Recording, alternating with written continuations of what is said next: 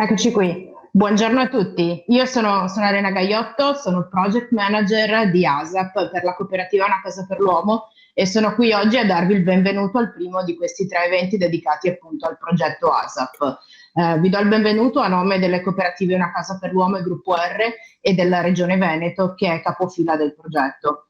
ASAP, che è l'acronimo di A Systemic Approach for Perpetrators, è un progetto finanziato dall'Unione Europea, partito 2 anni fa, che ha come scopo quello di creare una rete di collaborazione e di sviluppare delle metodologie condivise nell'approccio alle vittime di violenza e agli autori di violenza.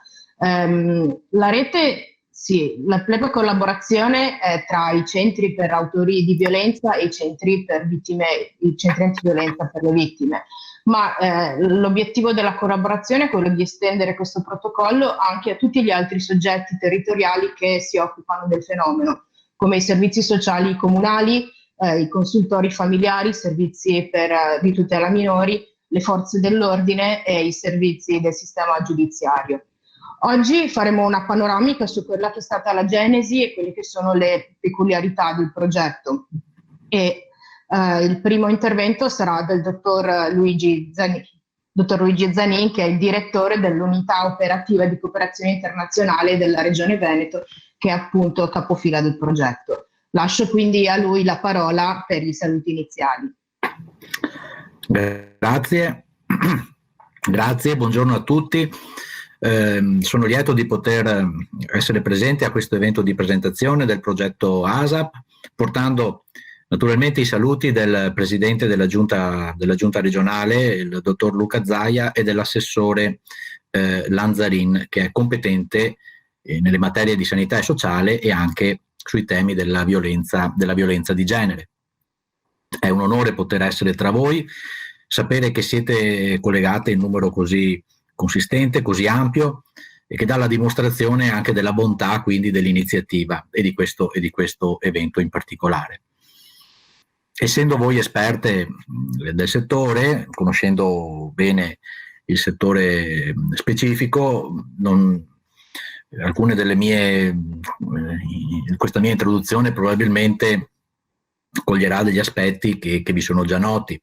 Sapete bene che il ruolo della Regione, sancito dalla legge numero 5 del 2013 sugli interventi regionali per il contrasto alla violenza contro le donne, attua i principi della Convenzione del Consiglio d'Europa sulla prevenzione e la lotta contro la violenza nei confronti delle donne e della violenza domestica, e quindi è, come dire, uno strumento operativo che interviene nello specifico per contrastare la grave violazione dei diritti umani che il fenomeno costituisce.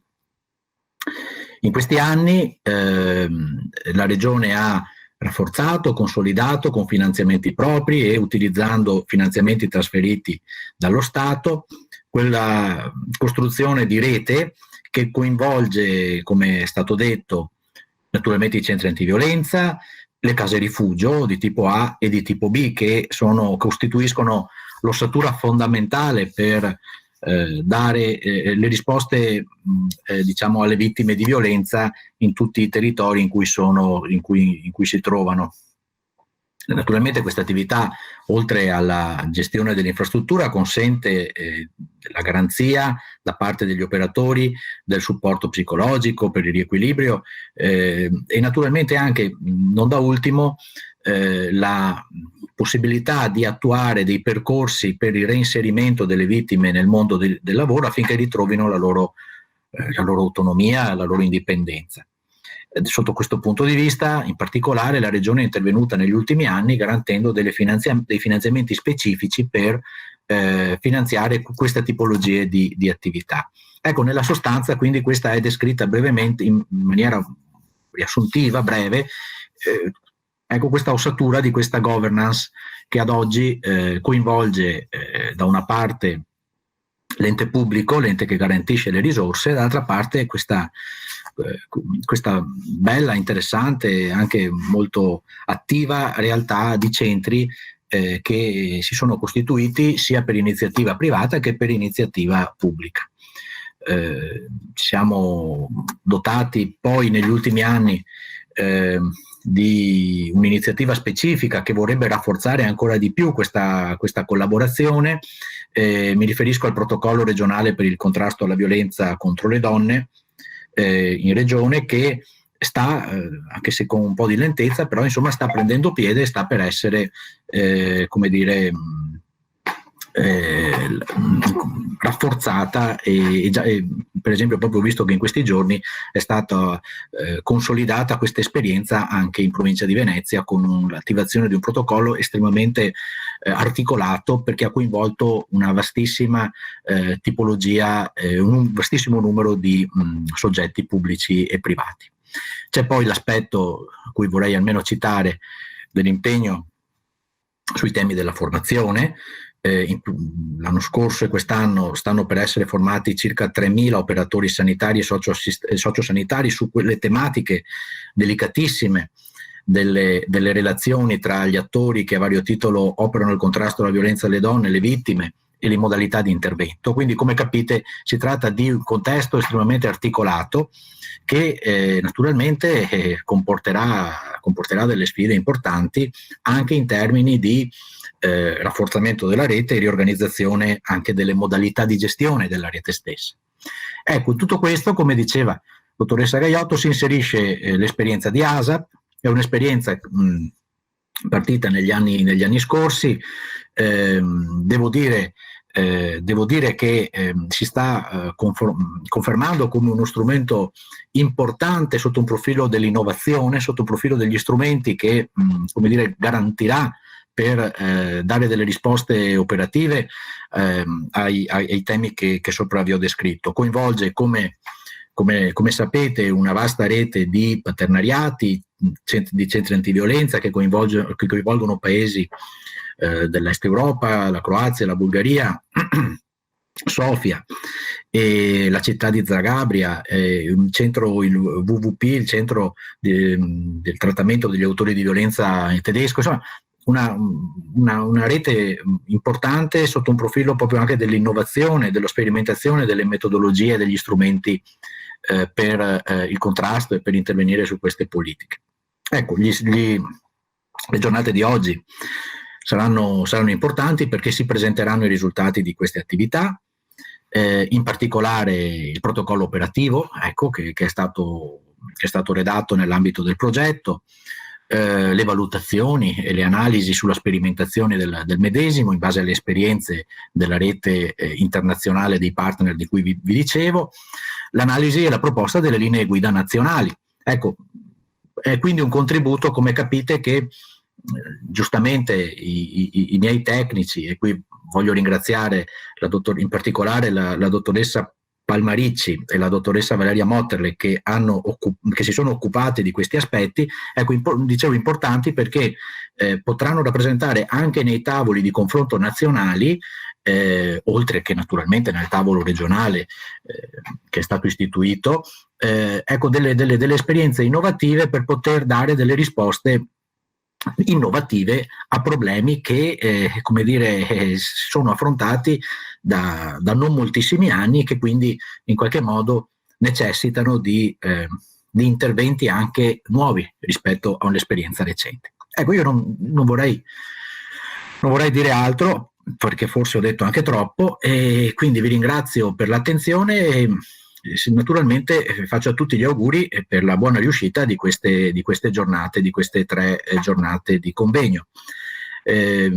Posso anticipare che speriamo di avere la conferma nell'ultima giornata dell'assessore Lanzarin per la chiusura e quindi fare la sintesi dei risultati delle 3 giornate. Grazie e buon lavoro a tutti. Grazie dottor Zanin per il suo intervento e per l'impegno che la Regione ci sta mettendo su questo tema. Volevo ricordare a tutti che potete fare delle domande e cercheremo di rispondere a un paio di domande alla fine di ogni intervento, le leggeremo poi ai relatori. Io passo adesso la parola alla dottoressa Chiara Moretti, che è psicologa e responsabile di Cambiamento Maschile, il centro per il trattamento degli autori di violenza della cooperativa Una Casa per l'Uomo. Chiara vi parlerà un po' di quello che è stata l'origine e la genesi di questo progetto. Chiara, quando ci sei?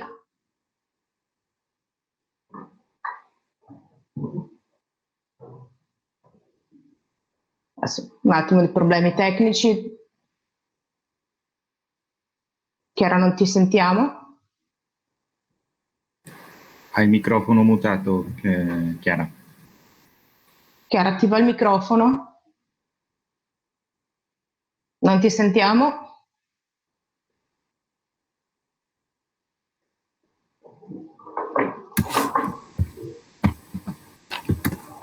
Ok, ci siamo? Mi sentite? Sì. Bene. Intanto buongiorno a tutti e a tutte. Rinnovo saluti e ringraziamenti che ha fatto la collega Elena Gaiotto. Sì, io sono Chiara Moretti, lavoro per la cooperativa Una Casa per l'Uomo, uno dei partner operativi italiani del progetto ASAP. Sono, come ha detto Elena, la coordinatrice di uno dei 2 centri per autori che sono stati coinvolti nella sperimentazione operativa. E sono stata invitata oggi a raccontarvi qualcosa sulle origini del progetto ASAP e sul contesto in cui in questi 2 anni di lavoro abbiamo svolto le azioni previste.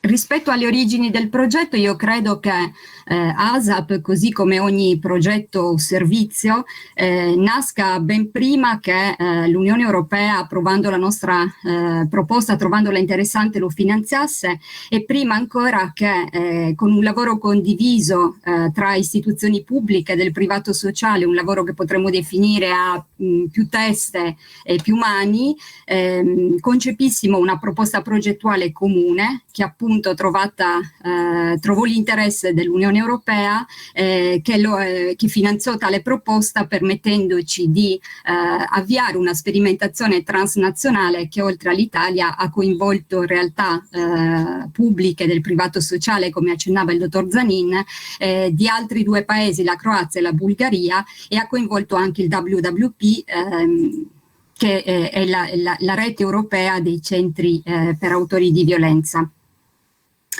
Penso che ASAP, di nuovo, come capita spesso a progetti e servizi che noi svolgiamo, nasca da conoscenze, da relazioni, da collaborazioni, prima che tra istituzioni, tra persone. Persone che in questo caso andarono ormai più di 2 anni fa a intercettare un bisogno nascente, probabilmente non avvertito all'epoca come un bisogno prioritario rispetto al tema del contrasto e della prevenzione alla violenza maschile contro le donne, un bisogno che potremmo definire di nicchia e per certi versi controverso, dato anche il contesto in cui si andava ad originare. Quindi quando abbiamo iniziato a lavorare al progetto ASAP eravamo ben consapevoli di muoverci su un terreno sicuramente di frontiera, e per certi versi appunto un terreno minato. Il contesto. ASAP si sviluppa in un contesto normativo, sociale e operativo dalle caratteristiche ben definite. La prima definizione viene data dal quadro normativo, che in Italia, attraverso la legge 119 del 2013, attualmente in vigore, ratifica quella che per gli addetti ai lavori è comunemente detta la Convenzione di Istanbul del 2011, che rimane per il progetto ASAP e per chiunque si occupi di violenza maschile contro le donne il riferimento principale sul tema da un punto di vista epistemologico, teorico e metodologico. Legge nazionale che poi viene ripresa dalla Regione del Veneto con la già citata legge 5 del 2013 e successivi emendamenti nell'anno 2018. Che cosa dice la Convenzione? Che cosa dice la normativa italiana?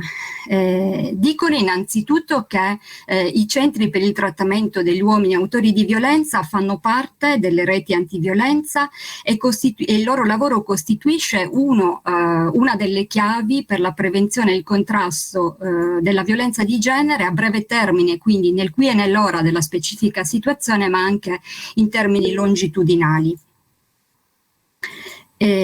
Auspicano a più livelli e a più battute una collaborazione fattiva tra le istituzioni. Parlano di lavori interistituzionali e di reti che devono essere formalizzate anche attraverso la sottoscrizione di protocolli specifici. Il dottor Zanin ha appena citato uno degli ultimi protocolli realizzati nel contesto della regione del Veneto. All'interno di queste reti indicano i centri antiviolenza, o comunque si chiamino negli altri contesti europei, come il cuore pulsante degli interventi di prevenzione e contrasto della violenza maschile, anche perché questi interventi da chiunque vengano svolti e da qualsiasi parte si approcci il fenomeno, mirano all'obiettivo sovraordinato e principale e generale di assicurare sicurezza e protezione alle donne e ai bambini che sono coinvolti nelle situazioni di violenza e di maltrattamento domestico. Questi punti fondamentali richiamati dalla normativa e ancor prima dalla Convenzione di Istanbul sono stati per tutta la durata del progetto ASAP e sin dalla fase di ideazione del progetto ASAP i nostri punti di riferimento. Elena Gaiotto ha citato già qual è il focus del progetto ASAP, focus che è richiamato anche nel titolo del webinar di oggi, che apre questo ciclo di formazioni. Gli interlocutori della collaborazione auspicata dal progetto, ricercata dal progetto, sono ovviamente i centri antiviolenza e i centri per il trattamento degli uomini autori di violenza. Nel contesto italiano queste due realtà hanno avuto una storia abbastanza differente. I centri antiviolenza sono nati con un movimento dal basso, potremmo definirlo così, un movimento che parte dai collettivi femministi degli anni 70 che portano in maniera dirompente all'evidenza pubblica, quindi all'evidenza della nostra società e delle sue istituzioni, l'esistenza di un fenomeno, quello della violenza contro le donne, assolutamente radicato e molto molto più diffuso di quanto si immaginasse, di quanto si volesse credere. E ancor di più cominciano a sperimentare le prime strategie di aiuto concreto e di sostegno alle donne, aiuto e sostegno svolti da altre donne, per esempio sperimentando i primi punti di fuga, le prime case di fuga, quelle che attualmente definiamo case rifugio. Si formalizzano nel tempo questi movimenti, diventano i centri antiviolenza, si diffondono in maniera capillare nel territorio nazionale, mantengono la matrice femminista che li ha originati e propongono una lettura plurifattoriale del fenomeno della violenza maschile contro le donne, evidenziando come gli aspetti culturali più degli altri costituiscano una causa fondante. Il fenomeno è una causa che concorre al suo mantenimento nel tempo. Quando parlo di aspetti culturali parlo soprattutto dell'impostazione sostanzialmente patriarcale e maschilista delle nostre società. Tutto ciò non lo dicono solo i centri antiviolenza, ma se andate a leggervi la Convenzione di Istanbul troverete questa lettura del fenomeno culturale già in premessa. Inoltre maturano naturalmente negli anni un vastissimo corpus di conoscenze teoriche, metodologiche, esperienziali sul tema, un corpus imprescindibile e con cui l'idea del progetto ASAP è che sia necessario e utilissimo interfacciarsi. I centri per il trattamento degli uomini autori di violenza invece in Italia hanno un esordio tardivo. Nascono nel 2009 con il CAM di Firenze, che rimane uno degli interlocutori fondamentali sul tema.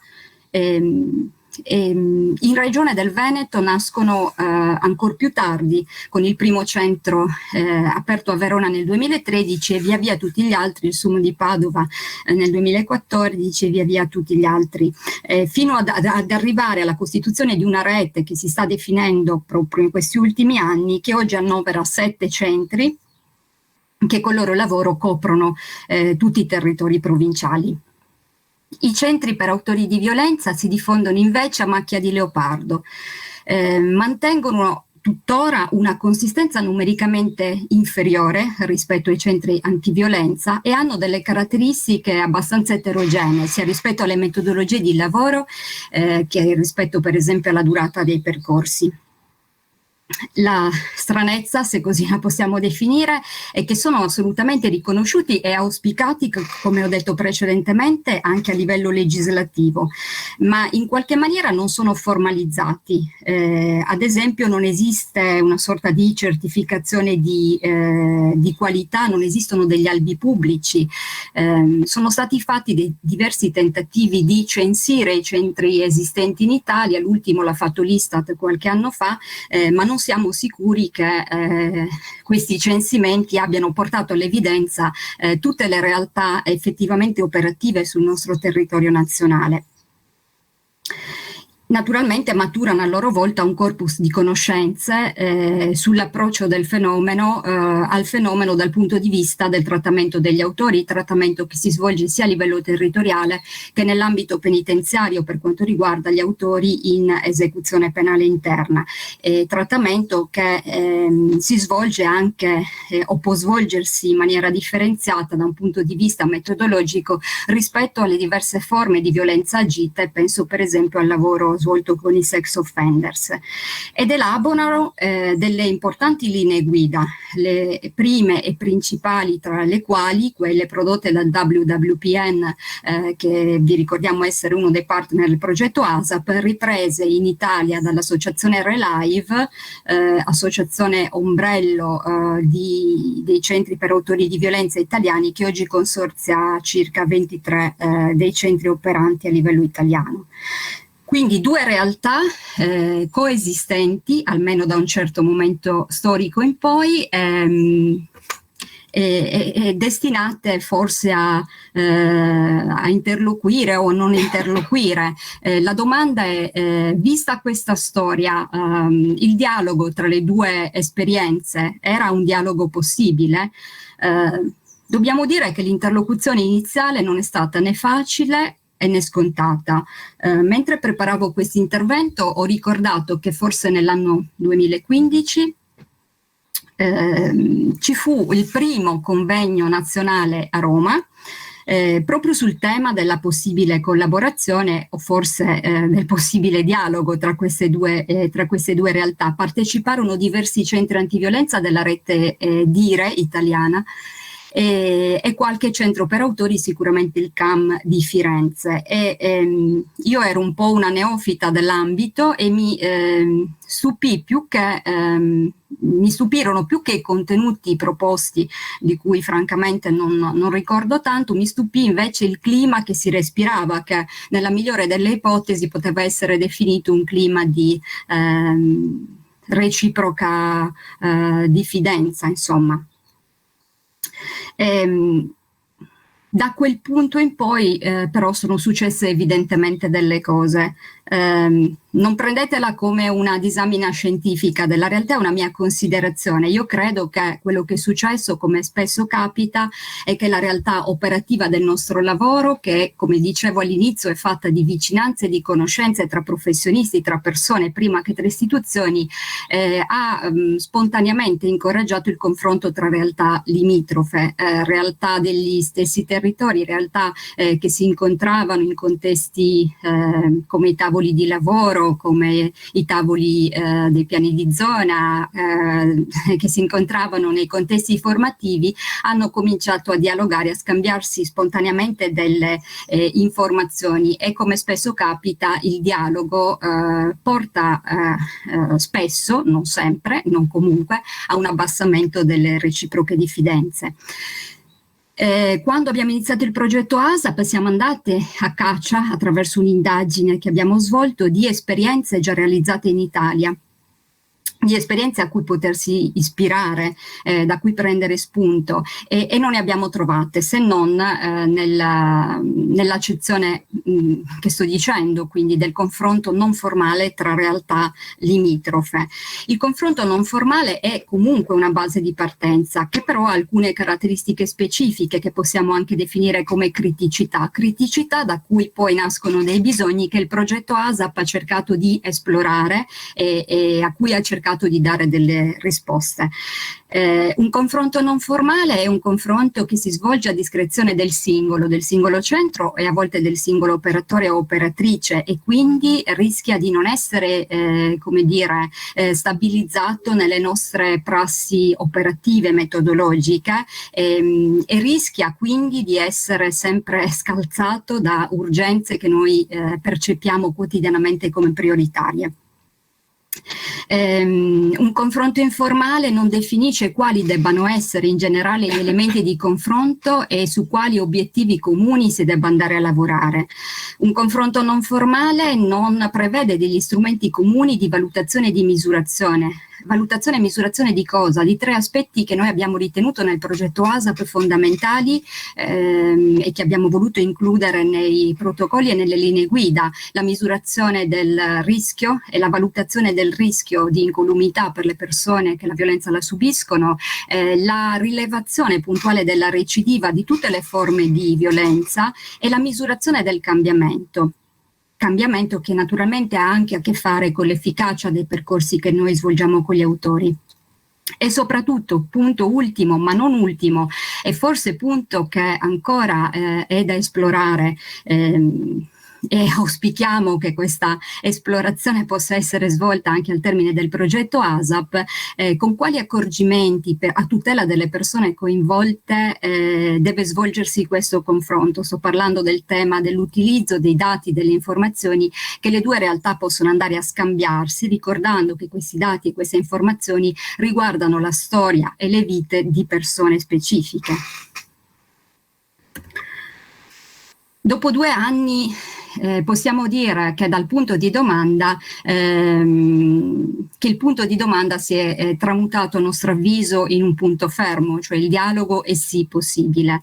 Il dialogo è possibile a patto che, uscendo appunto dall'informalità di cui ho parlato, vengano definite e puntualmente descritte e poi divulgate esattamente come oggi stiamo facendo delle possibili buone prassi di intervento, prassi che debbono avere delle caratteristiche molto semplici quanto difficili da applicare. Ovvero le prassi di intervento devono essere sostenibili e praticabili, non possono appesantire i nostri sistemi già gravati da la complessità dell'operatività quotidiana, non possono gravarli sia da un punto di vista di richiesta di investimento di risorse umane che di investimento di risorse economiche, rendendoli appunto obsoleti e insostenibili sul lungo periodo. Noi sappiamo perfettamente che l'introduzione di un protocollo di collaborazione tra realtà differenti, tra centri differenti, costituisce un aggravio al nostro lavoro, ma è un aggravio a nostro avviso sostenibile, ed è un aggravio che ci possiamo permettere di sostenere in vista del miglioramento dell'efficienza dei percorsi che noi svolgiamo, dei programmi che noi svolgiamo.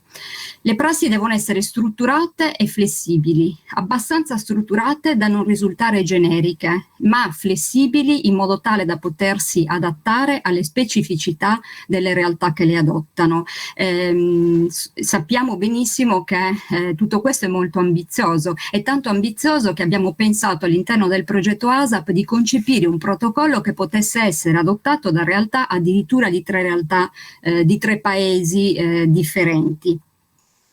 Il tema della flessibilità naturalmente si riconnette al tema della trasferibilità delle prassi, che è un tema molto caro ai valutatori delle progettualità europee e delle progettualità ministeriali.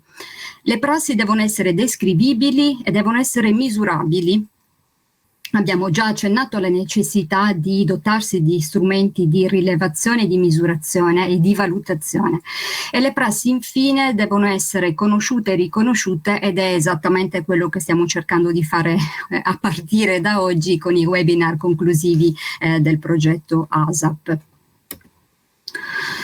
Ricapitolando, Il progetto ASAP parte da una constatazione, dalla constatazione che tutte le fonti normative, a partire dalla Convenzione di Istanbul e poi declinate nelle leggi nazionali, sottolineano la necessità di un lavoro integrato che ha l'obiettivo naturalmente ultimo di migliorare la sicurezza e quindi diminuire il rischio di vita delle donne e dei minori che la violenza la subiscono. Sollecita questo, mancano però, non dà sollecitazioni, non dà indicazioni precise però sulle linee guida operative e sui riferimenti metodologici che definiscano con che modalità i centri antiviolenza e i centri per autori debbano andare a collaborare. E questo è il bisogno iniziale, la lettura del bisogno iniziale che ha guidato la progettazione dell'ASAP. Conseguentemente l'obiettivo generale del progetto ASAP è stato quello di definire e di implementare successivamente un modello sperimentale integrato che descrivesse e formalizzasse in maniera puntuale le modalità a nostro avviso più efficaci di collaborazione tra i centri antiviolenza e i centri per autori, naturalmente sempre al fine di potenziare le reti antiviolenza locali. Gli obiettivi specifici sono quelli di diffondere il protocollo nei paesi dell'Unione Europea in base a quelle caratteristiche di trasferibilità di cui ho già parlato, naturalmente aumentare l'efficienza e l'efficacia dei percorsi in termini di prevenzione della recidiva sul breve e sul lungo periodo, di diminuzione del rischio e di potenziamento del cambiamento.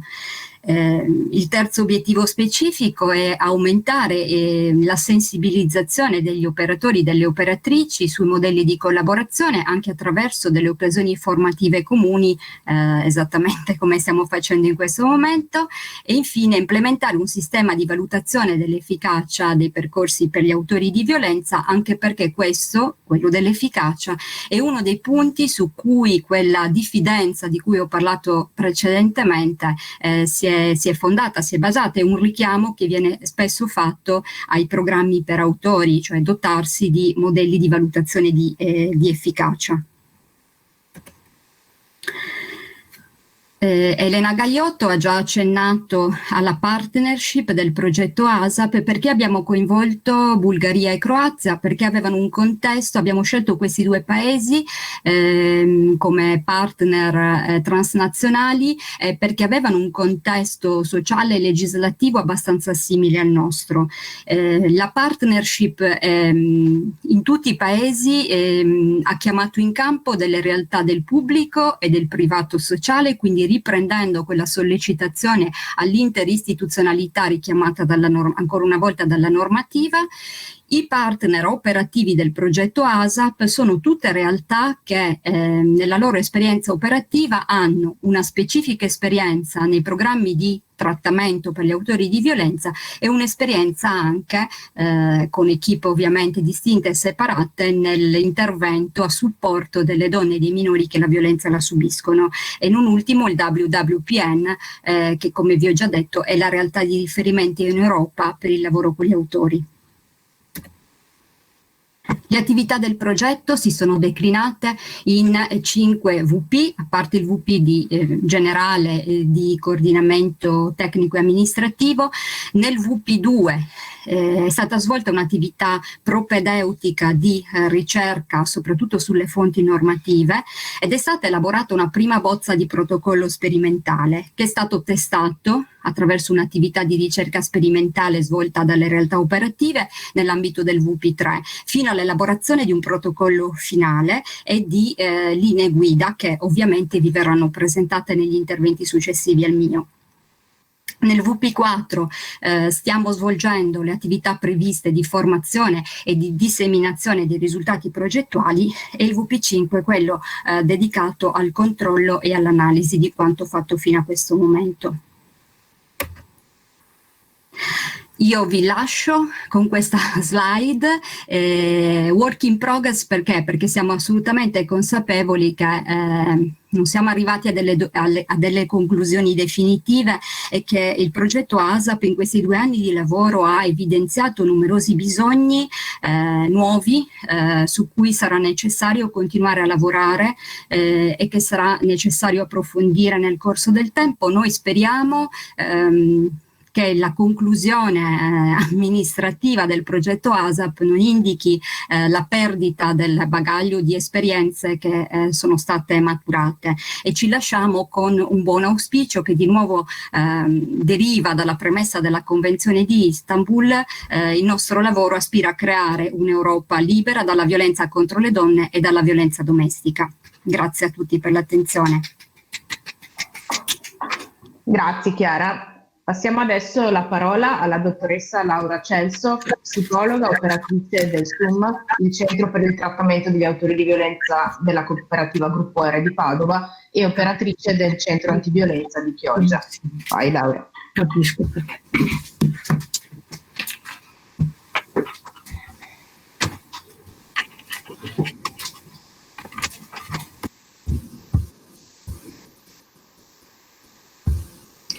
Buongiorno a tutti e tutte. Chiedo conferma ad Elena se il mio video cioè se la mia faccia è presente, perché non riesco a controllare questa cosa, quindi sì, se Laura, ci sei. c'è un feedback su questo vi ringrazio. Vai pure Laura, ti vediamo. Ok, grazie mille. Grazie per la presentazione alla dottoressa Gaiotto. Ok, dottoressa Gaiotto e alla dottoressa Moretti che mi hanno preceduto, e ovviamente al dottor Zanin che ha portato i saluti e ha presentato molto bene la realtà della Regione Veneto su questo. Come diceva Elena, io sono sia operatrice di un centro per il trattamento degli uomini autori di violenza che operatrice di un centro antiviolenza. Il fatto di essere partita circa 8 anni fa nell'interesse del tema, insomma, per quanto riguarda il trattamento degli autori di violenza, mi ha poi portata però ad interrogarmi ovviamente su quella parte che mi mancava, cioè la parte dell'operatività che in questi anni ho potuto fare, tra virgolette, da entrambe le parti. Mi ha restituito la sensazione appunto che la collaborazione fra queste 2 realtà sia assolutamente fondamentale, motivo per cui sono lieta di presentare in parte i risultati di questo progetto. Non vedo le mie slide, ma penso sia un problema momentaneo. No, Laura, ci sono le tue slide, sono in onda. Ok, ora le vedo. Grazie mille, non le vedevo più. Allora.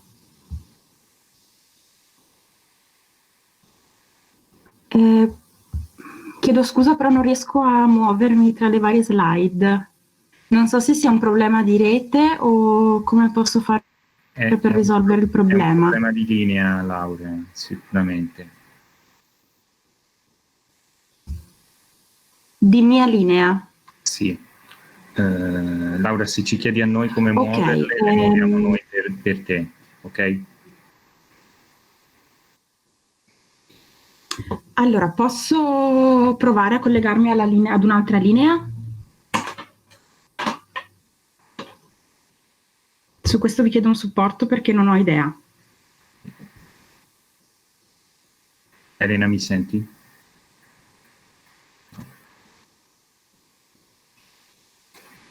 Ok, Laura, ti dice, vedi il monitor live in diretta, giusto? Lo vedi nella room? Non ho proprio capito cosa hai detto, scusami. Ti vedi all'interno della stanza c'è un monitor di riferimento, ok, dove ci sei tu con la tua presentazione, lo vedi? No, non lo vedo. Ok. Posso attivare il mio hotspot? Sì, sarebbe meglio. Quindi chiudo la connessione. Esatto. Elena, ti chiedo per Grazie, favore scusate, vi moderare perché ci rivediamo fra un Laura minuto. abbandona un attimo la conversazione. Sì, attendiamo un attimo che ritorni Laura. Se avete delle domande vi chiedo di scriverle così le rivolgiamo direttamente ai nostri relatori.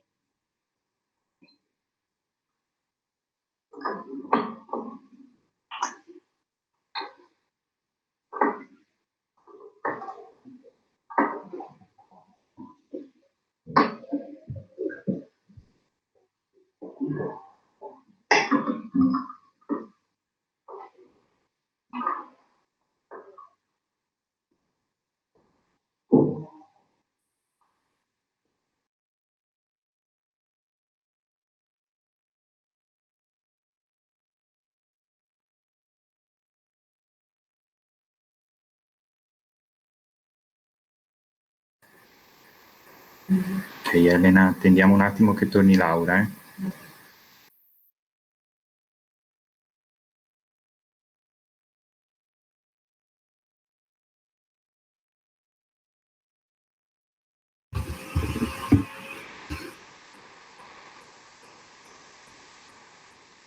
Ecco Laura. Scusatemi. Eccoci qua. Bello della diretta, dicono. Esatto. Allora, cerco di recuperare l'accesso alle slide e intanto grazie per la pazienza.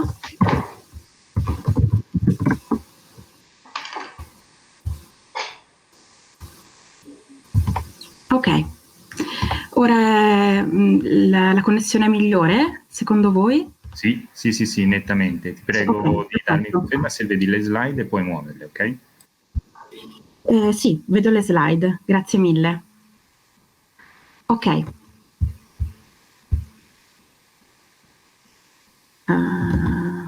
No, come faccio a tornare indietro? Con le frecce, puoi tornare indietro con le frecce. Sì, però invece che tornare indietro vanno avanti. Allora l'altra freccia. È lo stesso.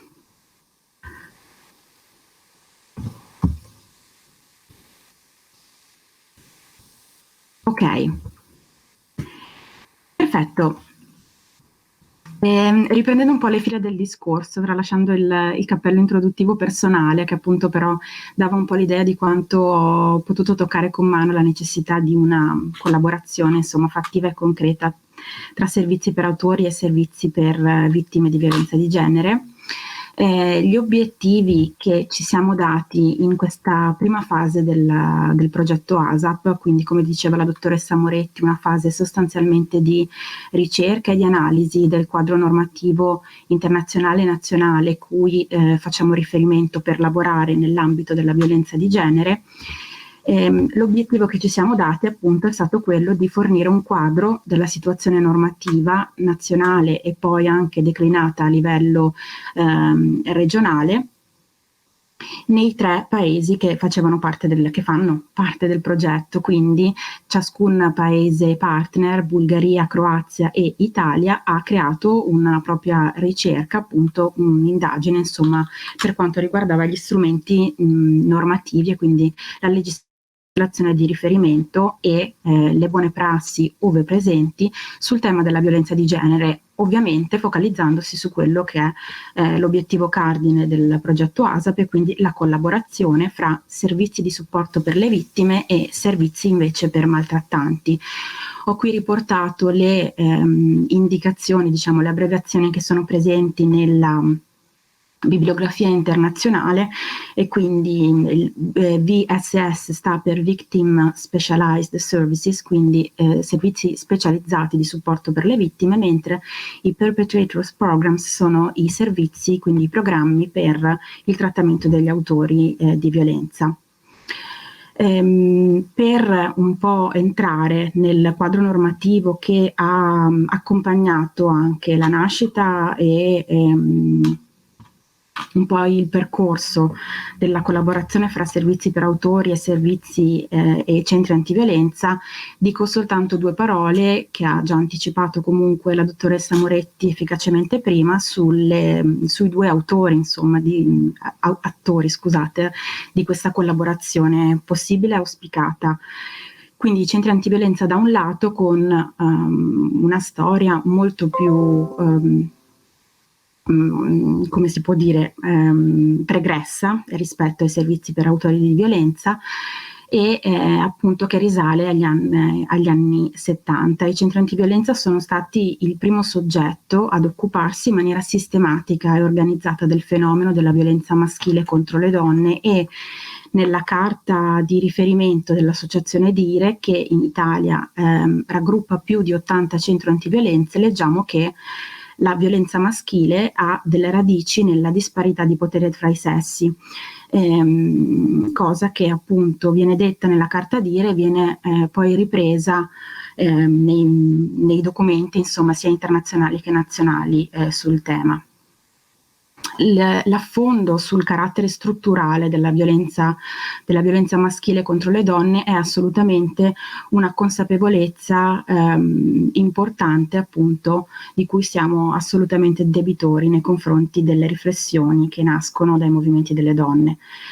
3 parole fondamentali che le operatrici dei centri antiviolenza, tutte le operatrici, conoscono nel lavoro con le donne sono appunto la relazione tra donne.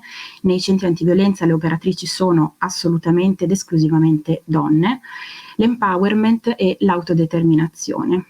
La possibilità di uscire da una situazione di violenza è possibile tra le altre cose solo nel momento in cui la donna riesce consapevolmente ad attuare delle scelte relative alla propria vita, quindi in autonomia e all'insegna dell'autodeterminazione, quindi in un percorso tracciato soltanto da se stessa e non da persone altre. Per quanto riguarda invece gli uomini autori di violenza, quindi il trattamento degli autori, come diceva prima la dottoressa Moretti, nel 2009 sorge a Firenze il primo centro per autori di violenza, il CAM, il centro di ascolto uomini maltrattanti, che attualmente vede 6 sedi in Italia, oltre alla sede madre di Firenze. Io ho avuto la fortuna di essere stata tirocinante all'interno del CAM, Centro Ascolto Uomini Maltrattanti di Ferrara, e mi preme anche ricordare come Alessandra Paunz, che fonda nel 2009 il CAM a Firenze, per più di 20 anni era stata operatrice del Centro Antiviolenza Artemisia di Firenze, e ha voluto poi fortemente aprire questo centro. Il CAM è anche socio fondatore del WWP, quindi della rete europea che riunisce i programmi, i servizi per uomini autori di violenza, e il CAM è anche socio fondatore di Relive, che è la rete italiana che, come diceva la dottoressa Moretti, ad oggi riunisce circa 23 servizi e programmi di trattamento in tutta Italia. Ritenevo utile riportare dallo statuto del CAM di Firenze queste linee. Il CAM è nato con l'obiettivo di promuovere il contrasto, l'intervento e la prevenzione sui temi della violenza contro le donne e i minori tramite la promozione di programmi di cambiamento rivolti a uomini che agiscono con violenza nelle relazioni affettive, con particolare attenzione agli aspetti di genitorialità.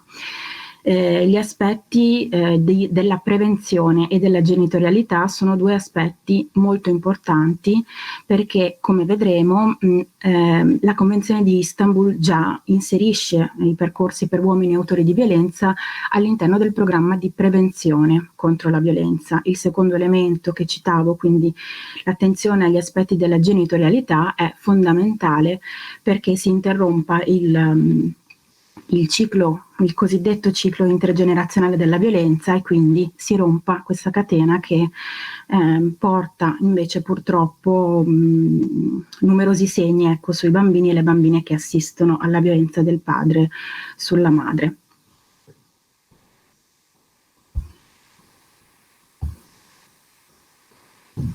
Ok.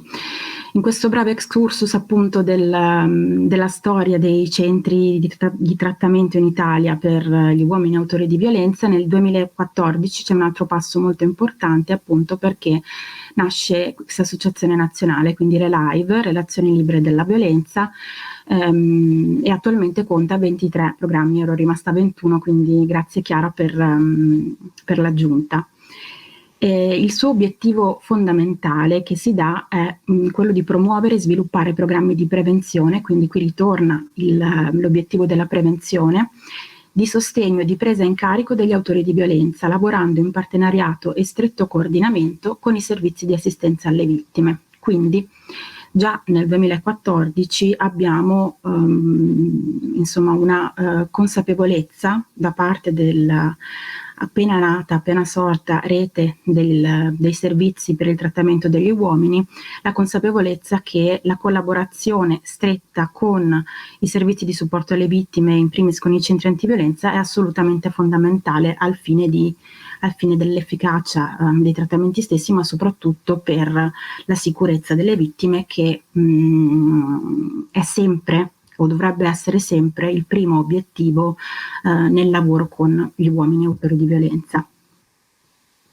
La dottoressa Moretti prima citava queste linee guida dateci dall'associazione ReLive, che sono assolutamente fondamentali, le linee guida nazionali dei programmi di trattamento per uomini autori di violenza contro le donne nelle relazioni affettive, in cui si dice e si rimarca il fatto che i programmi per autori dovrebbero essere avviati in sinergia con i servizi specifici di supporto alle donne, addirittura specificando che l'attivazione di un centro per uomini è subordinato alla presenza di servizi di supporto per le vittime, quindi non ci potrebbe essere un servizio di supporto, un servizio di trattamento, un centro di trattamento di presa in carico dei maltrattanti senza che nello stesso territorio ci sia la presenza di un centro antiviolenza, proprio per dare priorità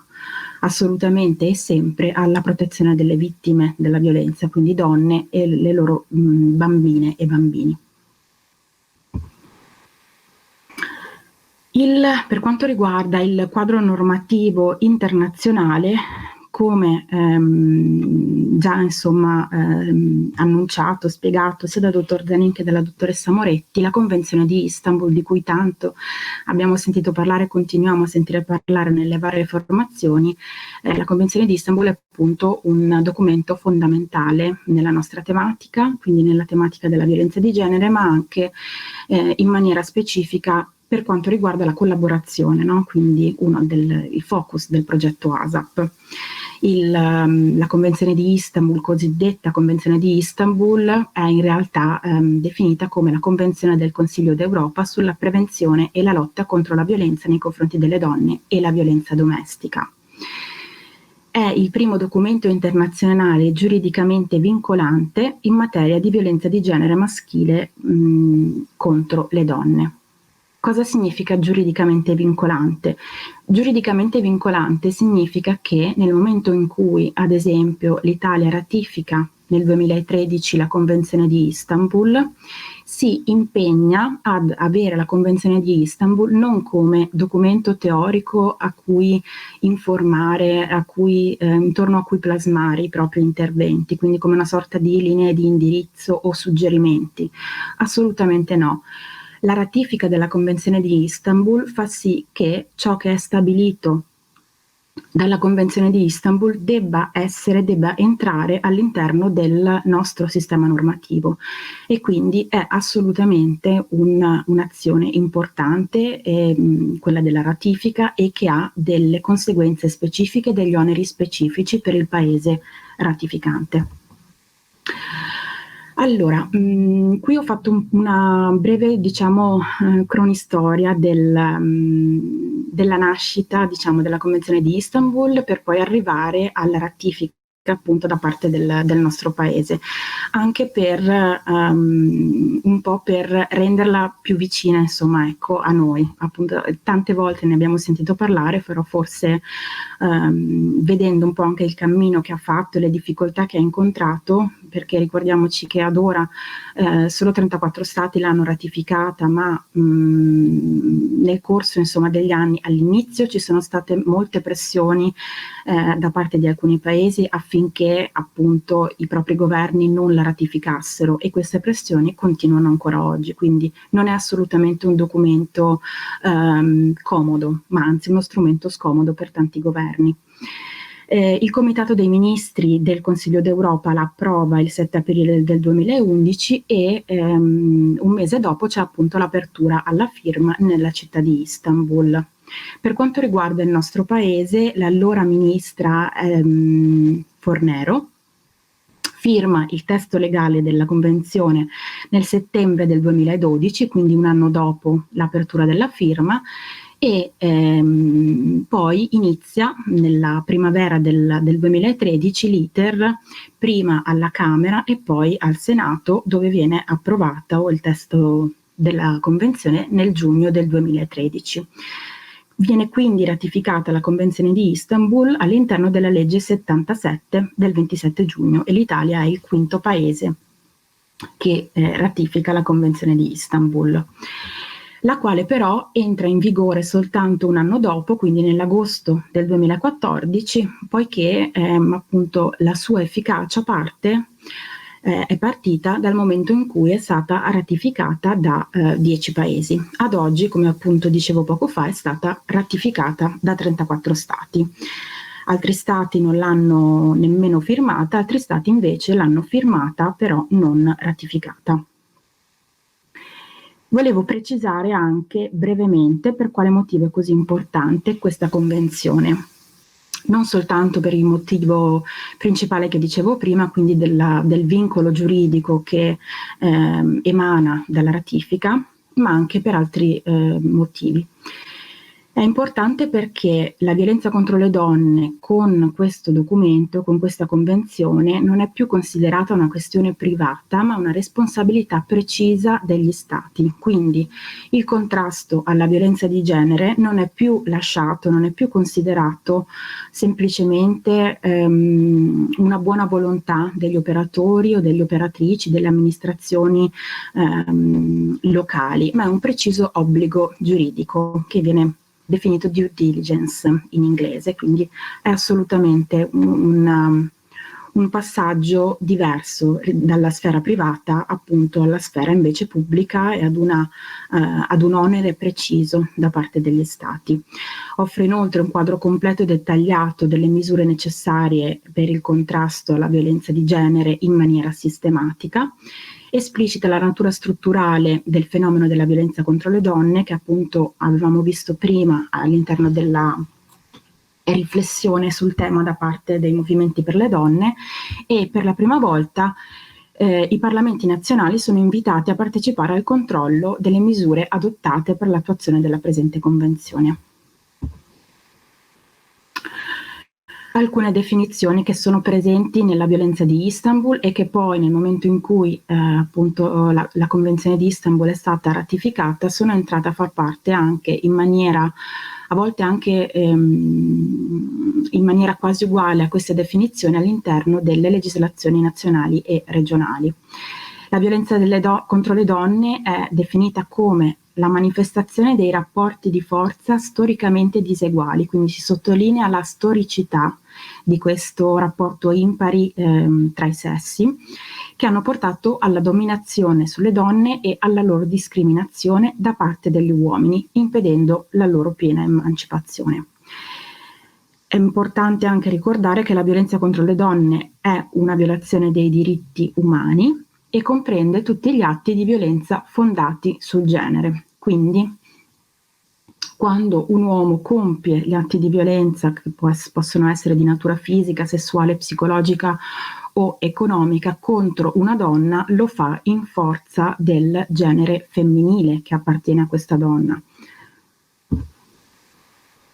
L'obiettivo principe della Convenzione di Istanbul è proteggere le donne da ogni forma di violenza e prevenire, perseguire ed eliminare la violenza contro le donne e la violenza domestica. La Convenzione di Istanbul riporta le cosiddette 4P, cioè i 4 assi, diciamo, su cui si strutturano gli interventi sistemici integrati e organizzati per il contrasto alla violenza di genere. Le 4P si rifanno a prevenire, proteggere, sostenere, punire e alle politiche integrate. È importante capire dove all'interno della Convenzione di Istanbul si colloca il lavoro con gli uomini autori di violenza e dove si colloca anche il focus del progetto ASAP, cioè la collaborazione fra questi e i centri antiviolenza.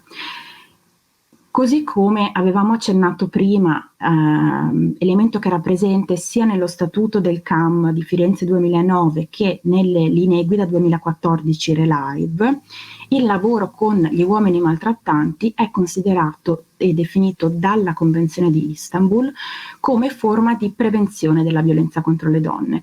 Addirittura la Convenzione di Istanbul non a caso inserisce, quindi l'articolo 16 è inserito proprio nel capitolo 3 che abbiamo appena visto, è dedicato a ad uno dei 3 assi, che è appunto quello della prevenzione. Questo tema è molto importante per affrontare come operatori e operatrici il lavoro con gli uomini autori di violenza, ma è anche importante per capire la necessità di questo lavoro in sinergia ovviamente con il lavoro delle operatrici nei centri antiviolenza e la rete più ampia dei servizi. I programmi di intervento di carattere preventivo e di trattamento sono enunciati all'interno dell'articolo 16 della Convenzione. Ho voluto riportare in maniera estensiva questo articolo che per noi operatrici e operatori dei servizi per uomini autori di violenza sono assolutamente fondamentali e guidano il nostro lavoro quotidiano. Le parti adottano le misure legislative di altro tipo necessarie per istituire o sostenere programmi rivolti agli autori di atti di violenza domestica, per incoraggiarli ad adottare comportamenti non violenti al fine di prevenire nuove violenze e modificare i modelli comportamentali violenti. Qui ritorna il tema della prevenzione. Viene poi specificato che un altro obiettivo che devono darsi questi centri, questi programmi, è la prevenzione della recidiva, che è un tema assolutamente presente che noi abbiamo considerato all'interno della formulazione e poi sperimentazione del protocollo ASAP, in particolare per i reati di natura sessuale.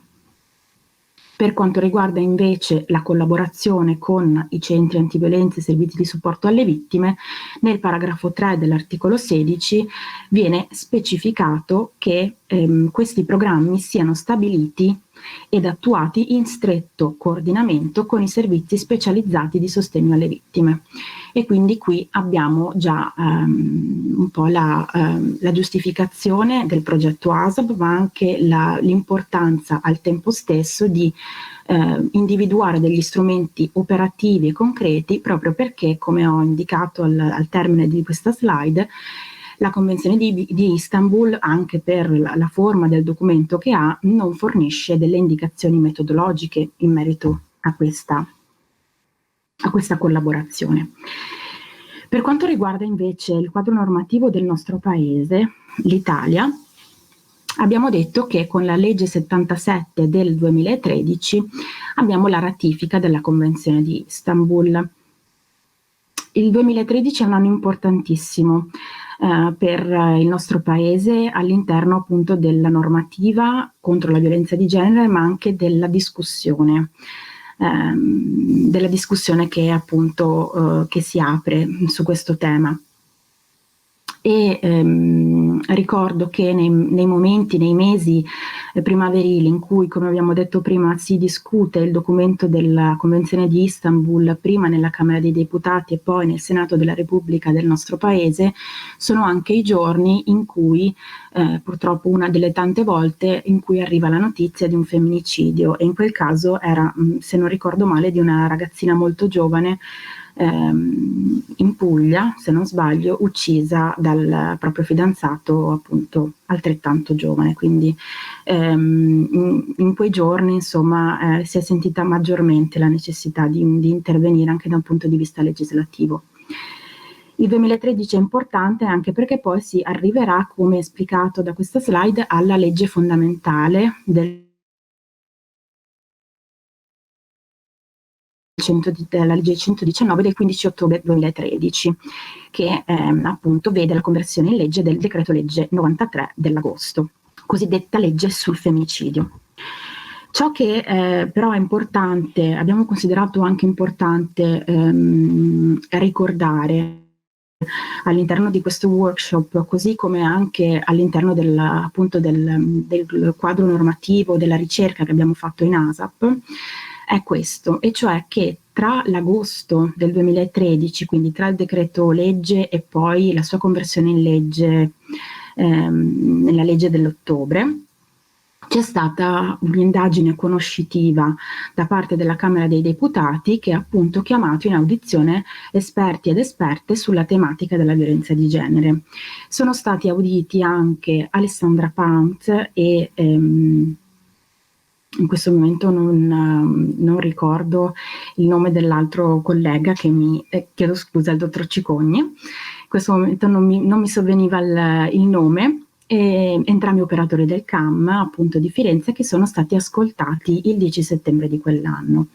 Alessandra Pounds ha ritenuto importante esplicitare i motivi per cui si rendeva e si rende necessario un intervento sugli autori, e cioè la serialità delle condotte maltrattanti, e cioè nel momento in cui un uomo autore di violenza termina una relazione, spesse volte perché appunto la relazione viene terminata insomma dalla compagna, ripropone le condotte maltrattanti all'interno di un'altra relazione. Spesso noi abbiamo nei nostri centri, nei nostri servizi anche ragazzi molto giovani, e appunto se noi pensiamo a quante possibili relazioni, altre relazioni un ragazzo di 25-30 anni potrebbe avere nella propria vita, capiamo immediatamente cosa significa.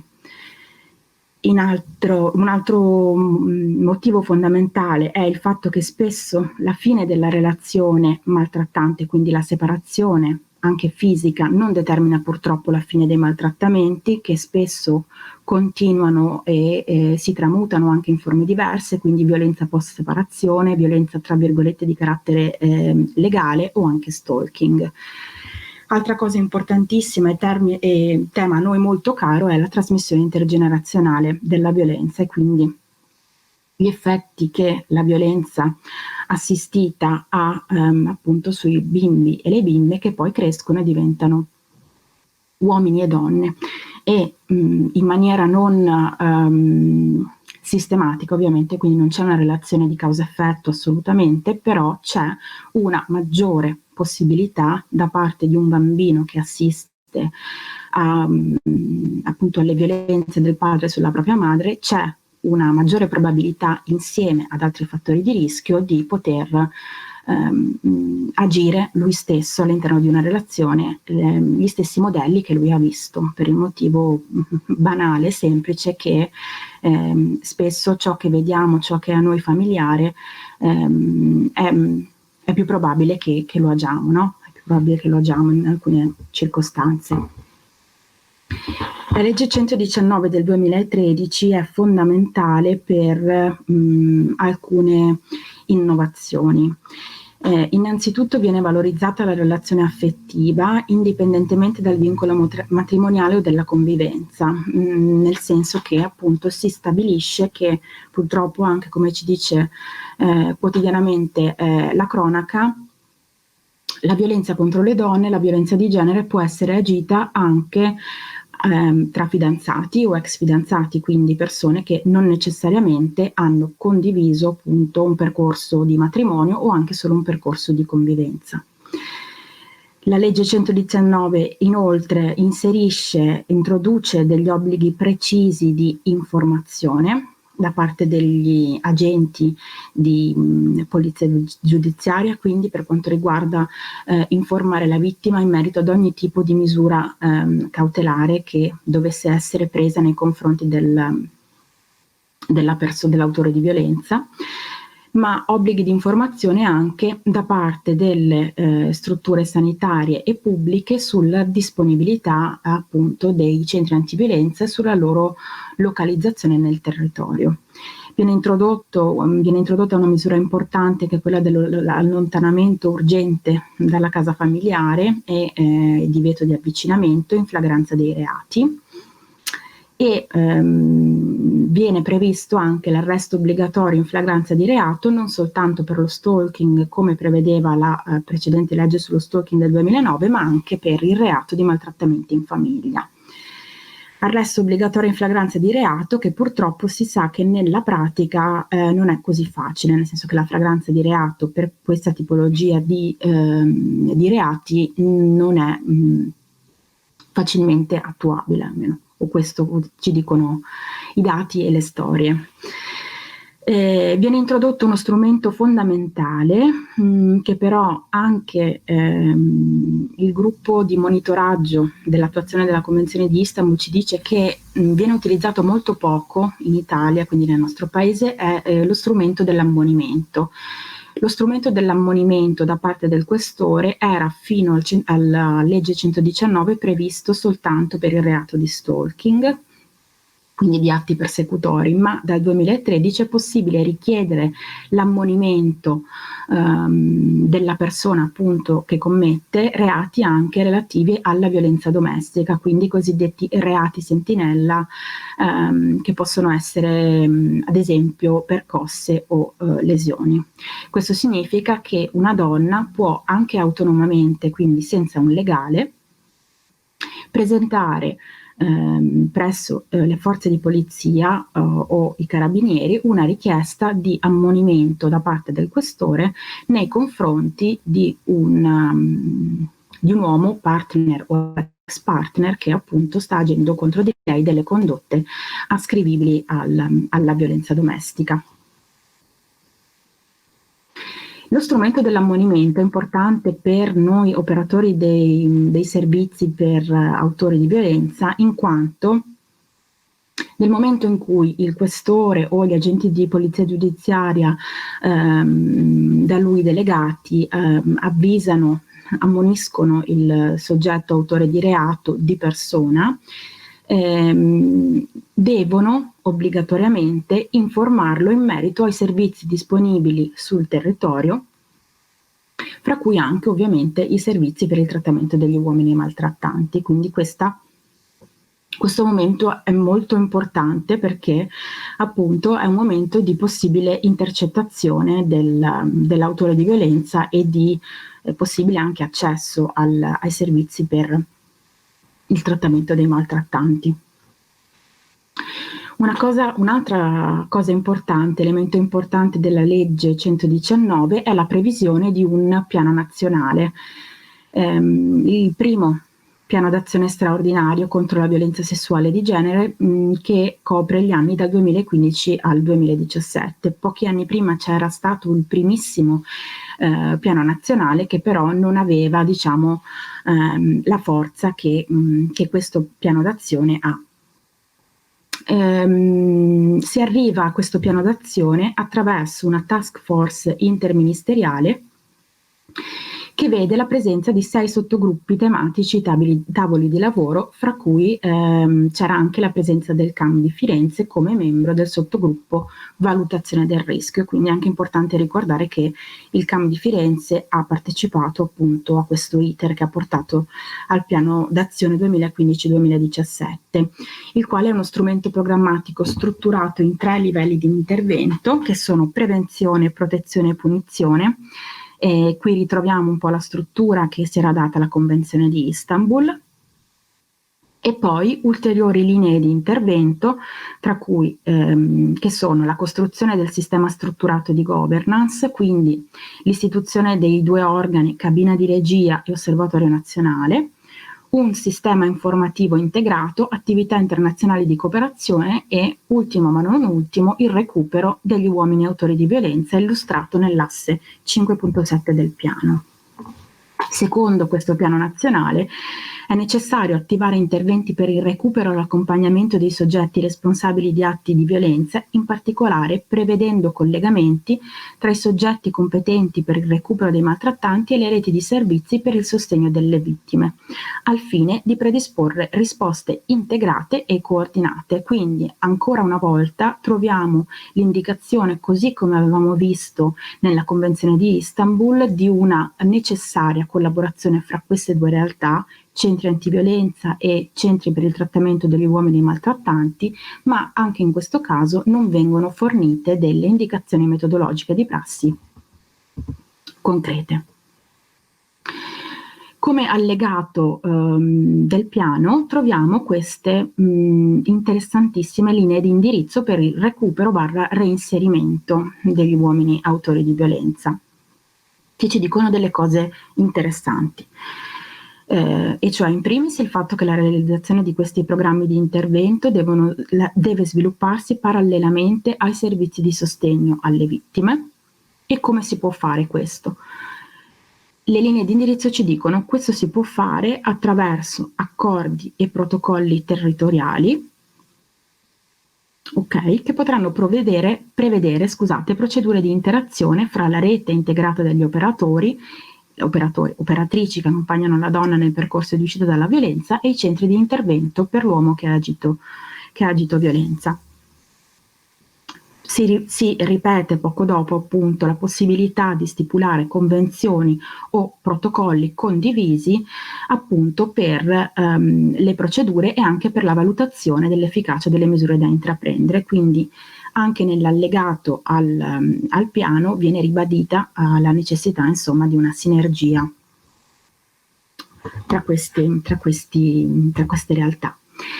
Io sto andando avanti, spero che non ci siano delle problematiche particolari o dei problemi tecnici che mi sono persa. In caso contrario mi fate dei cenni. Grazie. Scusate.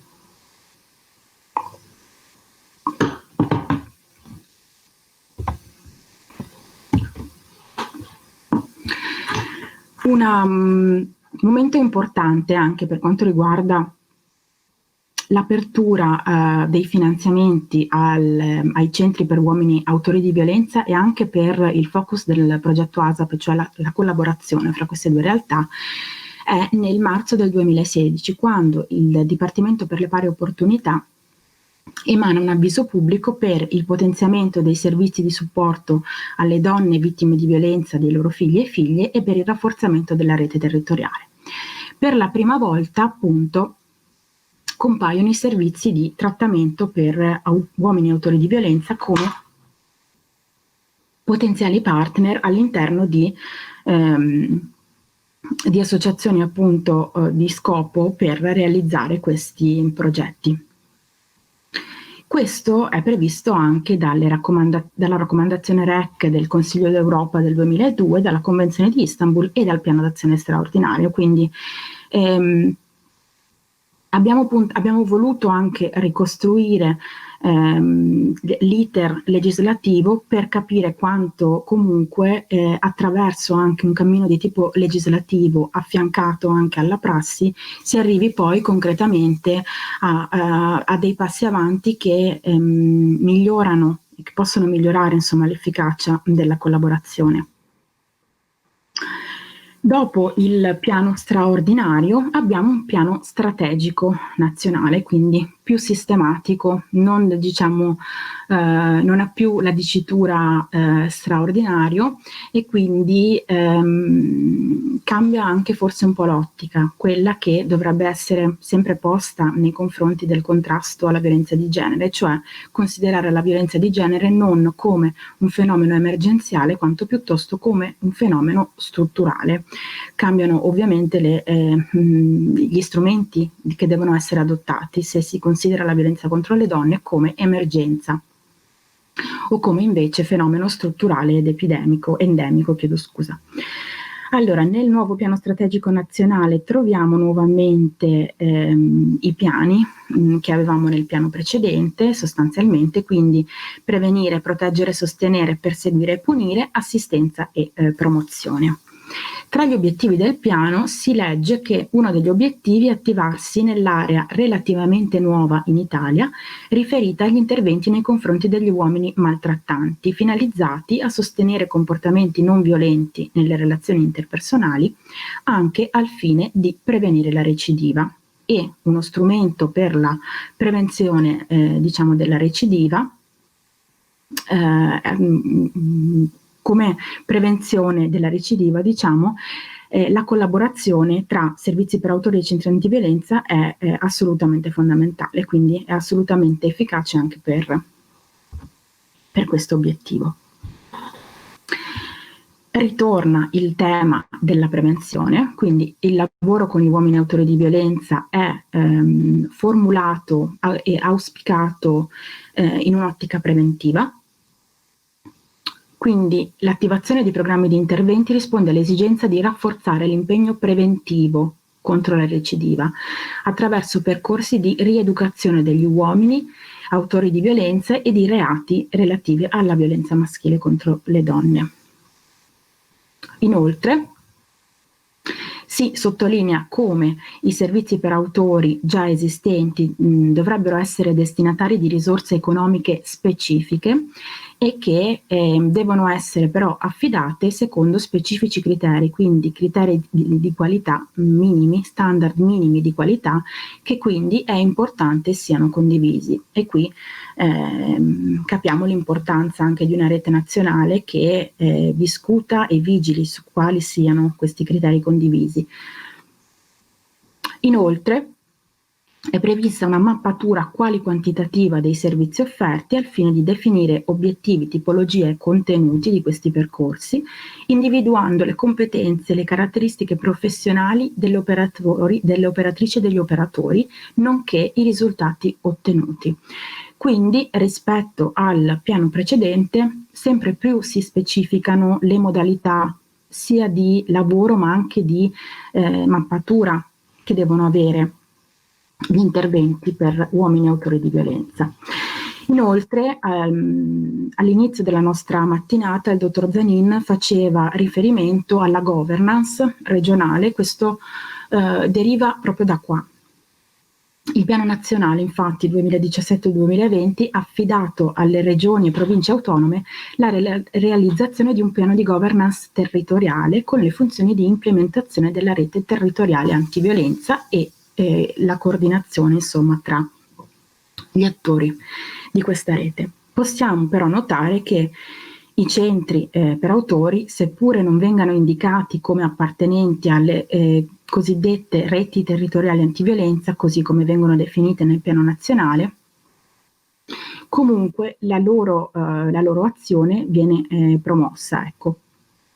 Si sottolinea anche nel piano nazionale, appunto, che c'è la necessità di formalizzare, appunto, i rapporti fra i diversi soggetti attraverso specifici protocolli di intesa di tipo istituzionale. Ancora una volta però non vengono indicate linee precise per l'attuazione di questa collaborazione o per come operativizzare questi protocolli nella realtà.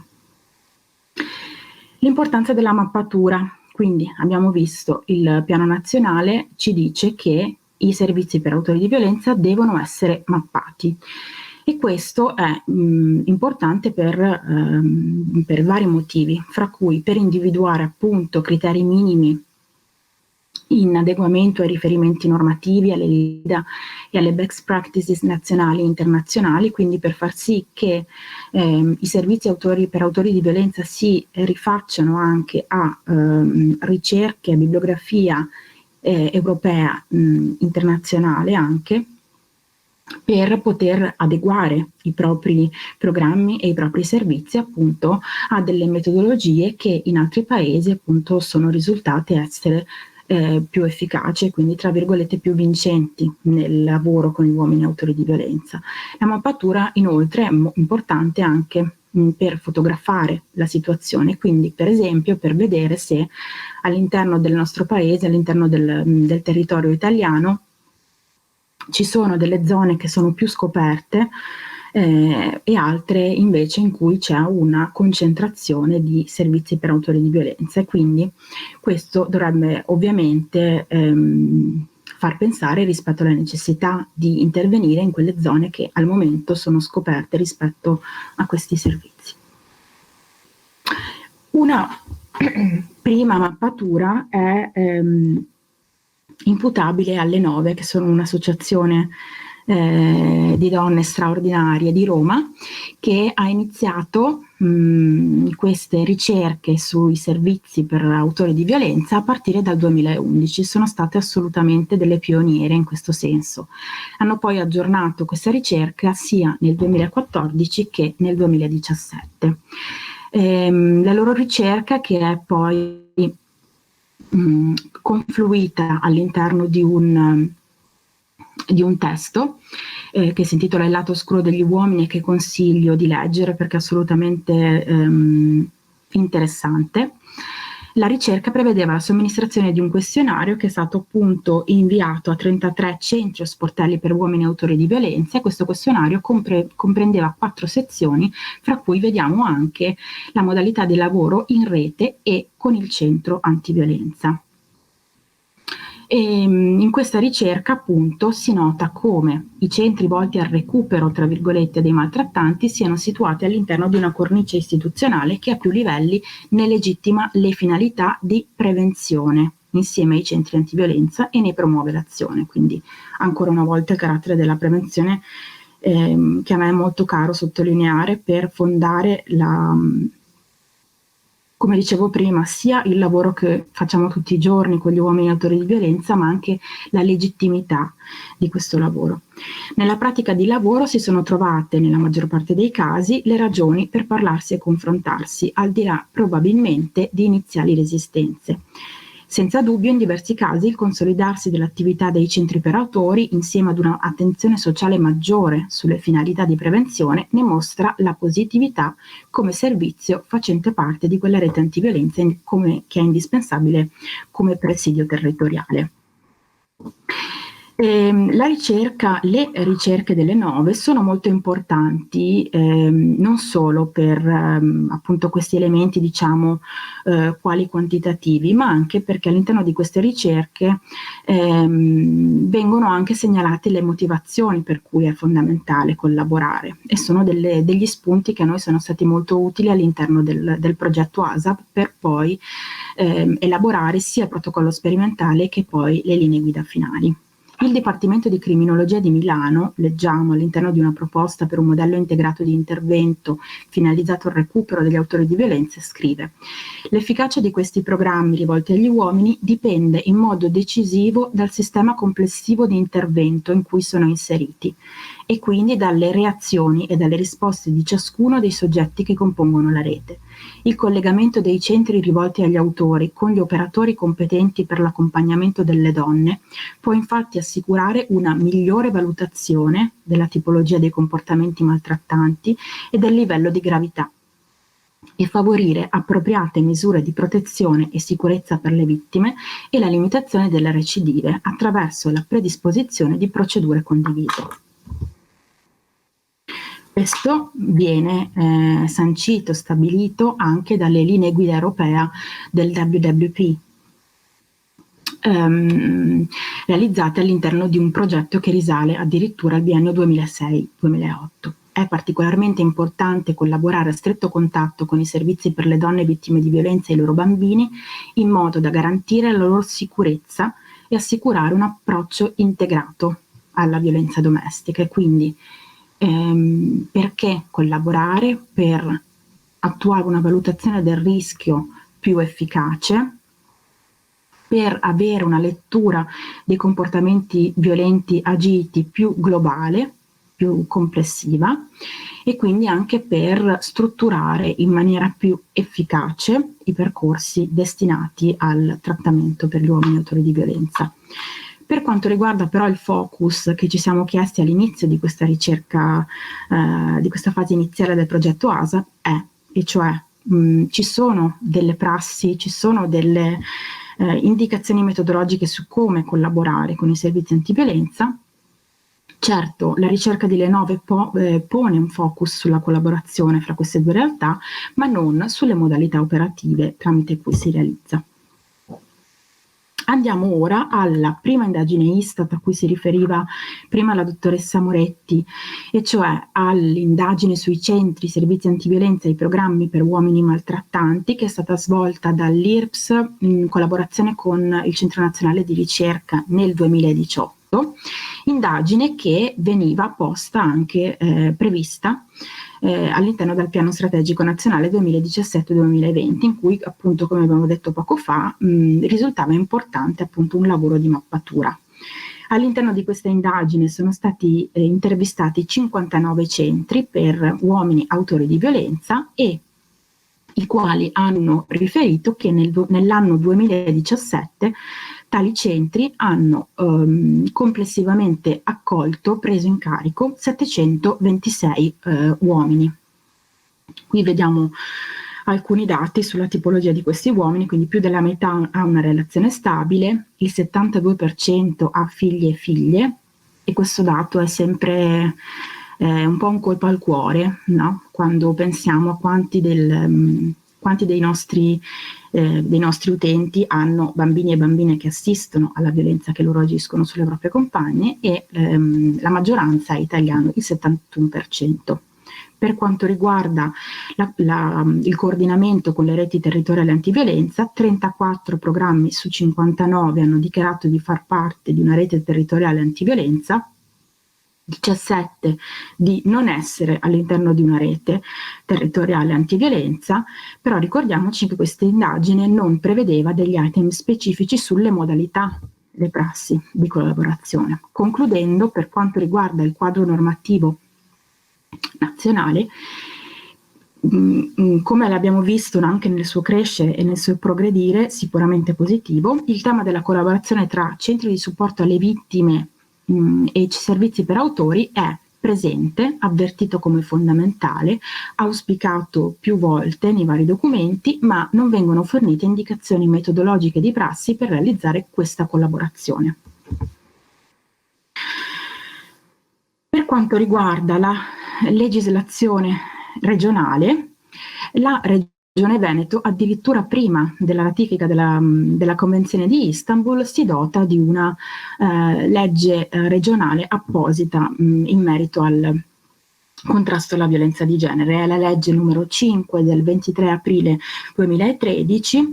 A questa legge vengono poi apportate delle modifiche all'interno della legge 22 del 21 giugno 2018, quindi 2 anni fa sono state appunto apportate delle modifiche a questa legge. Leggiamo nella legge 5 che ogni forma di violenza contro le donne rappresenta una violazione dei diritti umani fondamentali alla vita, alla dignità, alla libertà, alla sicurezza, all'integrità fisica e psichica della persona, e ne afferma altresì la natura strutturale in quanto basata sul genere. C'è poi il riferimento alla violenza domestica come violazione dei diritti umani, e vediamo che quindi anche la legislazione regionale si informa, diciamo, alle definizioni contenute nella Convenzione di Istanbul. Come diceva questa mattina in apertura il dottor Zanin, è poi presente un tavolo di coordinamento regionale previsto da questa legge, tavolo che ha gli obiettivi di supporto della Giunta regionale, di indirizzo della Giunta regionale e di relazione con la Rete Nazionale Antiviolenza. Le 2 principali modifiche a questa legge che sono state attuate nel 2018 sono state ovviamente il recepimento del riferimento normativo alla Convenzione di Istanbul, e inoltre all'articolo 2,1 lettera e ter vengono promossi interventi di recupero dei soggetti responsabili degli atti di violenza di cui alla normativa nazionale. Quindi nel 2018 anche la legge regionale si adegua, insomma, al panorama nazionale e internazionale per quanto riguarda il lavoro con gli autori di violenza. La Regione Veneto persegue l'obiettivo di consolidare ed estendere la rete territoriale istituzionale dei soggetti e dei servizi, favorendo la messa in comune di informazioni, buone pratiche ed esperienze formative attraverso la stipula di accordi per realizzare il massimo delle sinergie a livello territoriale. Nel 2018 è stato anche firmato un protocollo di rete per il contrasto alla violenza contro le donne nella regione del Veneto, e poi non ho moltissimo tempo per illustrarlo, però appunto ci volevo fare un passaggio, visto che è stato citato anche in apertura dal dottor Zanin e anche dalla dottoressa Moretti. Mi premeva un po' accennarvi ad un esempio recente di protocollo, di cui però quando abbiamo effettuato questa ricerca all'inizio 2 anni fa di ASAP non eravamo a conoscenza. Il protocollo per il contrasto alla violenza contro le donne della rete territoriale antiviolenza, di cui si è dotata l'ULSS 3 Serenissima.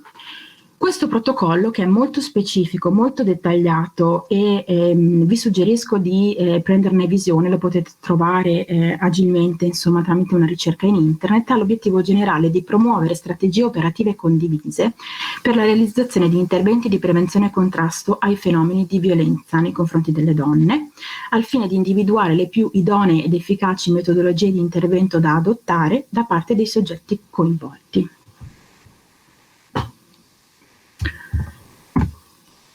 Come vi dicevo, è molto specifico, molto dettagliato.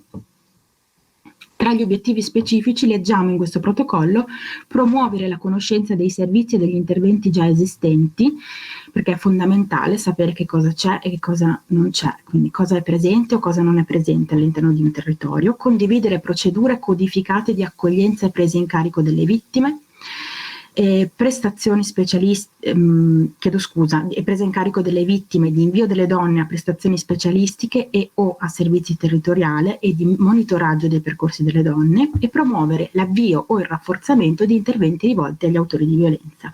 Di questo protocollo, infatti, è firmatario anche il gruppo di responsabilità uomini, che è il servizio per uomini autori di violenza facente parte della cooperativa sociale ISIDE, appunto attiva nel territorio del veneziano. Il protocollo inoltre prevede dei risultati attesi specifici, e quindi le parti che lo sottoscrivono si impegnano, appunto, come risultato, insomma, di un percorso, a fornire elenchi aggiornati annualmente dei servizi, un report preciso riguardo le procedure di accoglienza, reperibilità, urgenza, diagrammi di flusso degli interventi attuati, schede di valutazione del rischio e di descrizione e monitoraggio dei percorsi. Non ho moltissimo tempo, quindi su questo vado velocemente. La nostra ricerca, per quanto riguardava la legislazione presente a livello italiano e anche a livello regionale, si è poi ovviamente ampliata anche alla ricerca di buone prassi presenti in regioni diverse dalla regione del Veneto. Abbiamo quindi un po' analizzato le legislazioni regionali presenti nelle altre regioni, come la regione della Campania, del Lazio e dell'Emilia Romagna, che si è dotata di un ottimo piano regionale contro la violenza di genere nel 2016, e anche in questo piano la collaborazione con i servizi di supporto alle donne non soltanto è vista come fondamentale, ma anzi come precondizione necessaria per lavorare con gli autori. Infatti leggiamo al termine della slide la parte sottolineata: l'attivazione dei programmi deve essere subordinata alla presenza di un centro di supporto per le donne.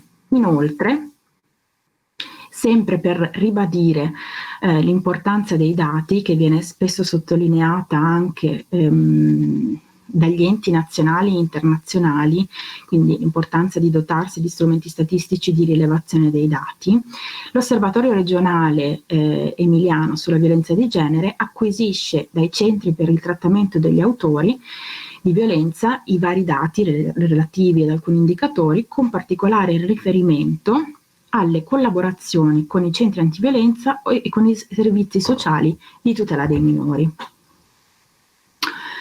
Prima dicevo cosa significhi ratificare la Convenzione di Istanbul per il nostro Paese. Significa anche che dobbiamo fornire delle indicazioni sugli strumenti che stiamo adottando per attuare appieno questa convenzione che abbiamo ratificato. Esiste all'interno del Consiglio d'Europa un organismo chiamato GREVIO, che è un acronimo che significa Gruppo di Esperti di Valutazione sull'attuazione appunto della Convenzione di Istanbul, che sostanzialmente si occupa appunto di monitorare i passi avanti che sono stati fatti all'interno dei paesi firmatari e ratificanti la Convenzione di Istanbul sull'adeguamento alla Convenzione stessa. Pochi mesi fa, nel gennaio 2020, è uscito il primo rapporto, la baseline di valutazione sul nostro Paese, cioè su quanto l'Italia ha fatto dal momento della ratifica per adeguarsi ai dettami della Convenzione di Istanbul. Leggiamo che il GREVIO esorta le autorità italiane a sviluppare ulteriori soluzioni che offrano una risposta coordinata multi-agenzia. Tali soluzioni dovrebbero essere basate sul forte coinvolgimento delle autorità locali e sulla partecipazione di tutte le parti interessate, comprese le organizzazioni che operano in difesa dei diritti delle donne e contro la violenza di genere. Per quanto riguarda proprio i punti chiave di questo rapporto di valutazione, vado un po' veloce. Per quanto riguarda i servizi per autori, leggiamo che il Consiglio d'Europa ci dice i centri per autori in Italia devono urgentemente dotarsi di chiari standard minimi e di sistemi di valutazione dell'efficacia dei trattamenti, sia a breve che a lungo termine. Il rapporto sottolinea come ci sia un limitato invio da parte dei servizi territoriali ai centri per autori, anche per una mancata conoscenza degli scopi di tali programmi e delle modalità di invio.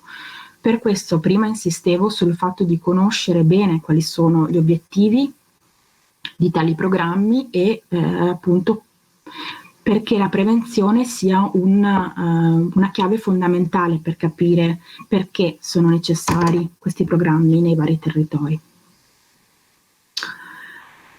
Si dice poi, alla fine, che è necessario assicurarsi che i programmi per i maltrattanti sostengano il principio di responsabilità per i comportamenti violenti agiti da parte degli uomini ed operino in stretta collaborazione con i servizi specialistici per le donne, al fine di garantire che le vittime vengano adeguatamente informate e protette. Quindi, solo pochi mesi fa abbiamo ricevuto una tirata di orecchi da parte del Consiglio d'Europa, del gruppo GREVIO, ecco, in riferimento insomma a questa lacuna, a questa mancanza nel settore della collaborazione. Quindi questo sottolinea anche l'importanza della ricerca ASAP. Ultimissima cosa che dico, scusandomi con la collega del WWP per il delay.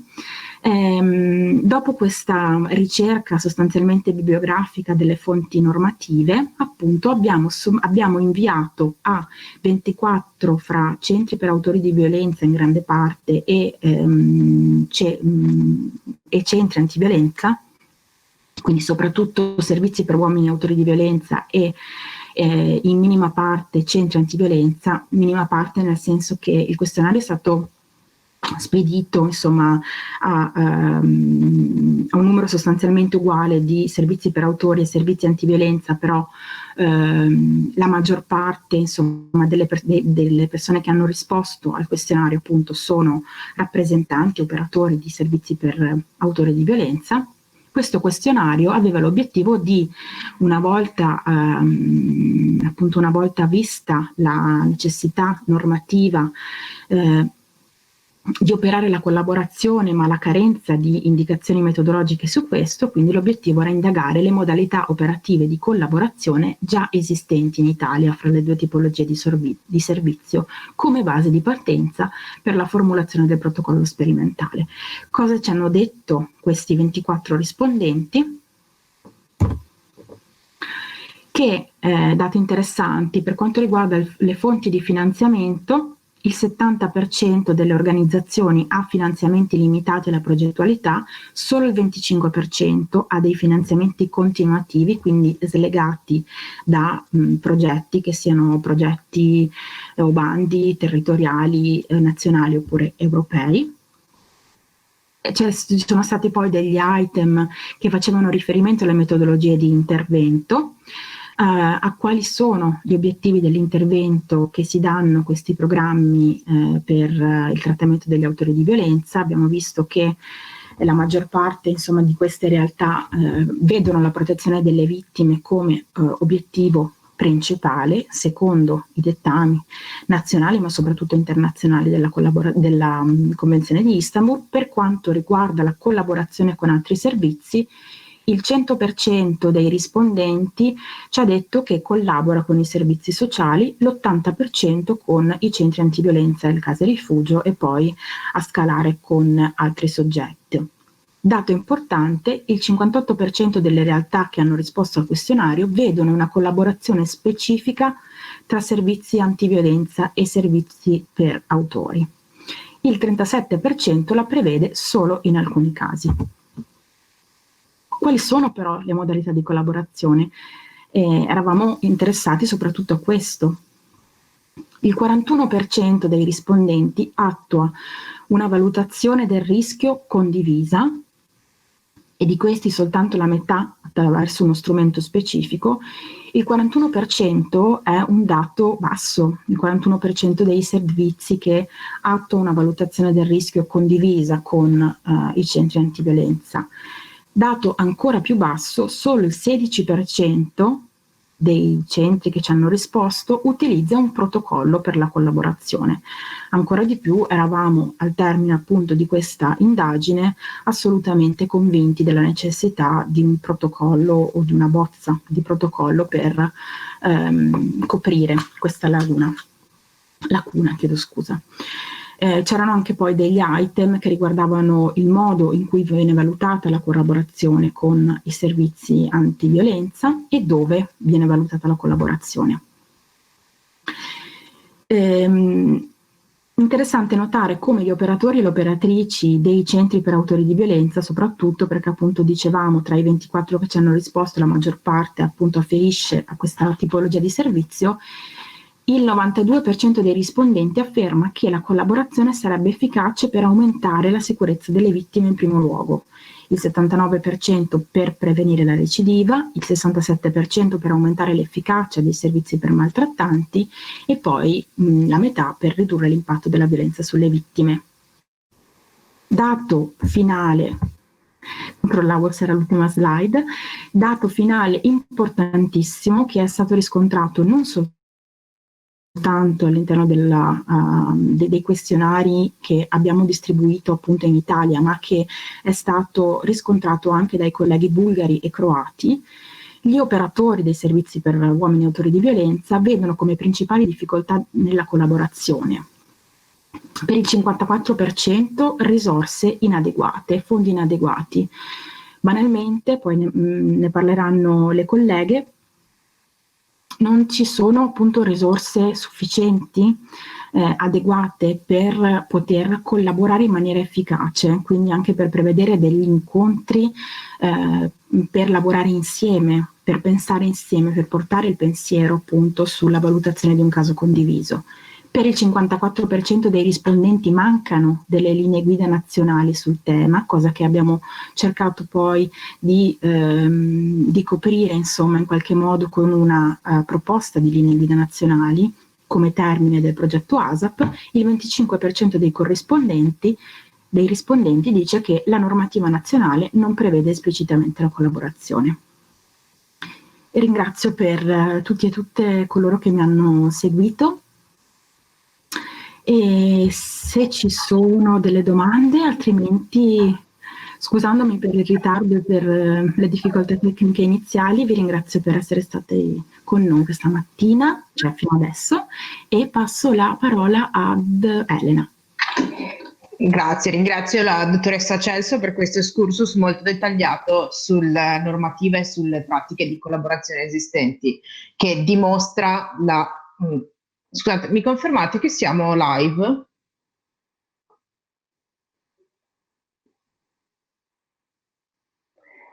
Perché non vedo più la diretta. Dunque, dicevo sì, dimostra quello che ci ha raccontato la dottoressa Celso, dimostra la qualità del lavoro che è stato fatto durante il progetto ASAP nella fase di ricerca. La fase di ricerca è stata poi propedeutica per la stesura del protocollo di collaborazione che è stato sperimentato nella fase successiva. Adesso lascio la parola alla dottoressa Nicoletta Regonati, che è psicologa e operatrice di Cambiamento Maschile, il centro per autori di violenza di Una Casa per l'Uomo. Nicoletta è stata proprio il braccio operativo, è stata colei che ha testato sul campo il protocollo e quindi ci può dare tutte le indicazioni su come è andata la sperimentazione, sui contenuti del protocollo e sull'efficacia poi del protocollo stesso. Bene, buongiorno di nuovo a tutti e a tutte. Dopo questo interessante ed approfondito excursus che le colleghe hanno fatto in tema di legislazione, documenti e necessità a cui il progetto ASAP ha tentato di rispondere, passiamo adesso ad una parte un po' più descrittiva di uno strumento. Abbiamo visto tante dichiarazioni di intenti, tante necessità esplicitate, ma ci mancano gli strumenti. Scorro molto velocemente riprendo molto velocemente alcune premesse che sono state già ribadite, approfondite dalle colleghe senza commentarle. Una è quella del rapporto Grevio. Quando il progetto ASAP è iniziato avevamo i dati del 19, non del 2020, ma già là era indicato che rispetto all'attuazione, alla messa in pratica della Convenzione di Istanbul in Italia, si sottolineava la mancanza di una comunicazione interistituzionale sistematizzata e di un coordinamento continuo. E anche si aggiungeva una sollecitazione alle autorità perché sviluppassero soluzioni per offrire una risposta coordinata a più fasi nella lotta contro la violenza, e questo è quello che il progetto ha cercato di fare. Emergeva poi dall'analisi della legislazione italiana, sia nazionale che di alcune regioni, che non esistevano linee guida, lo abbiamo sentito ripetere anche dall'indagine fatta tra i centri dalla dottoressa Celso, una mancanza di linee guida, di protocolli, di metodologie consolidate di intervento.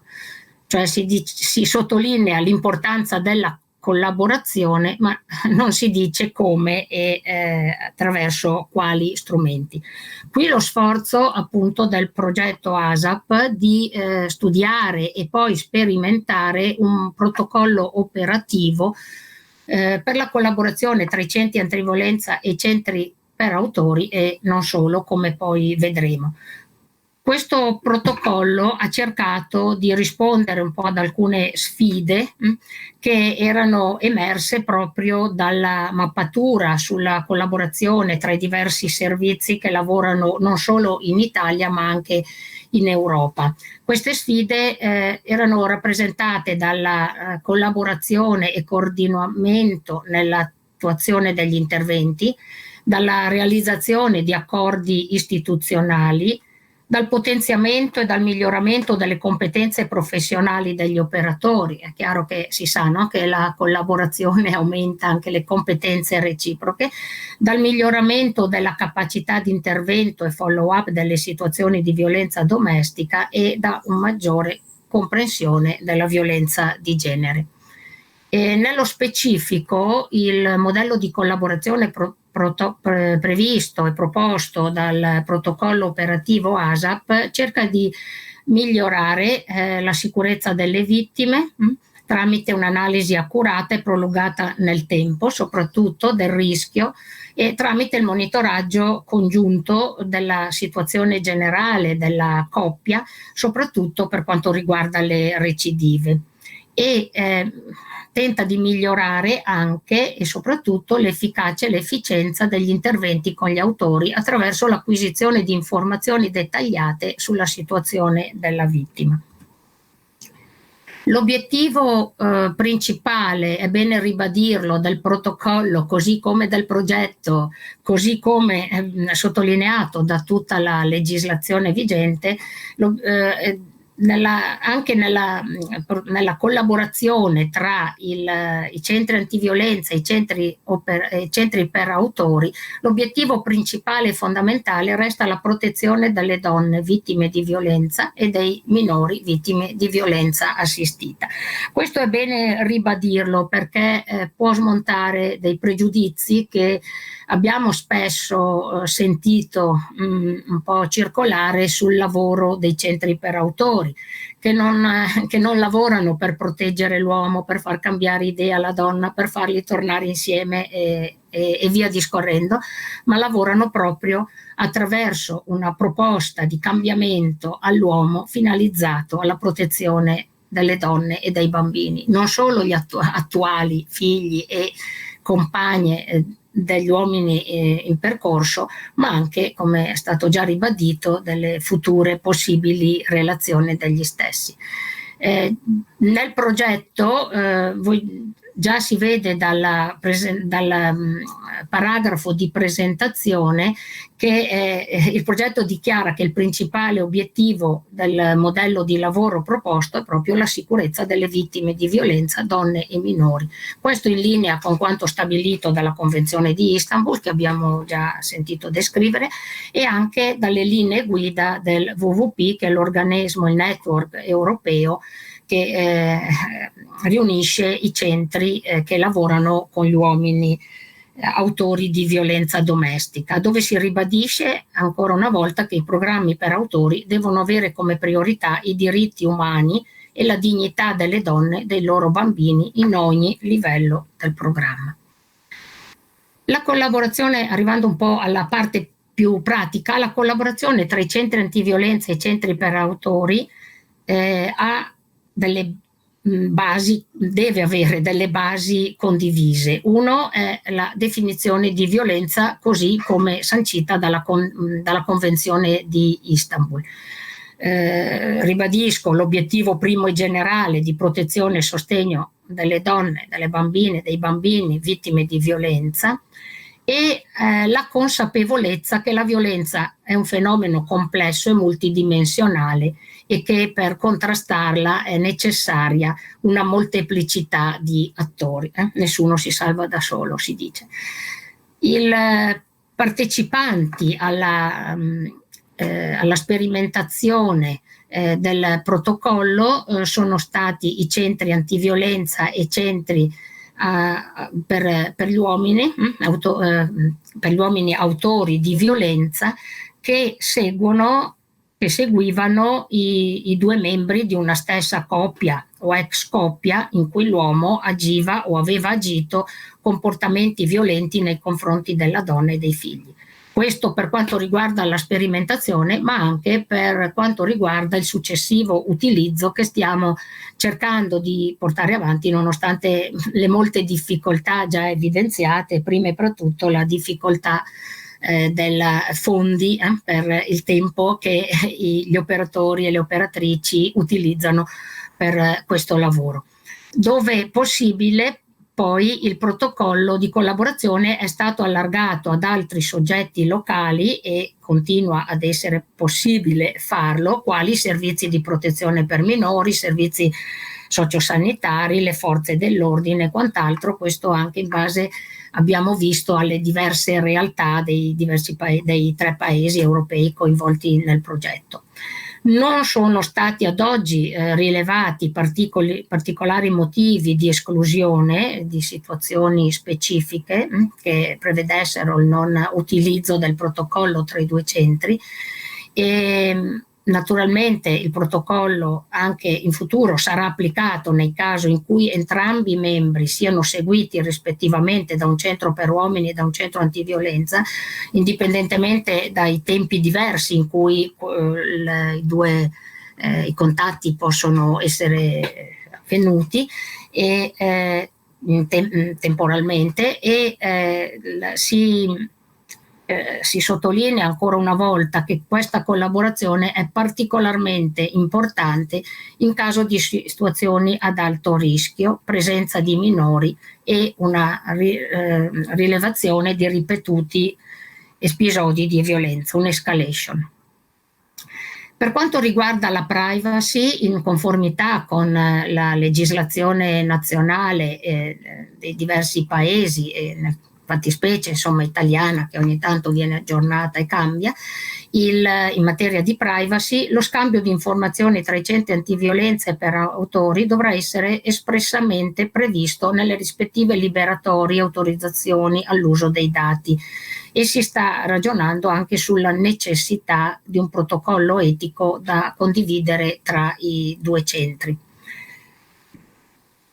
Le procedure prevedono di utilizzo del protocollo prevedono due fasi. La fase 1, che è una fase di presentazione, conoscenza reciproca tra il centro antiviolenza e il centro per autori che seguono la coppia.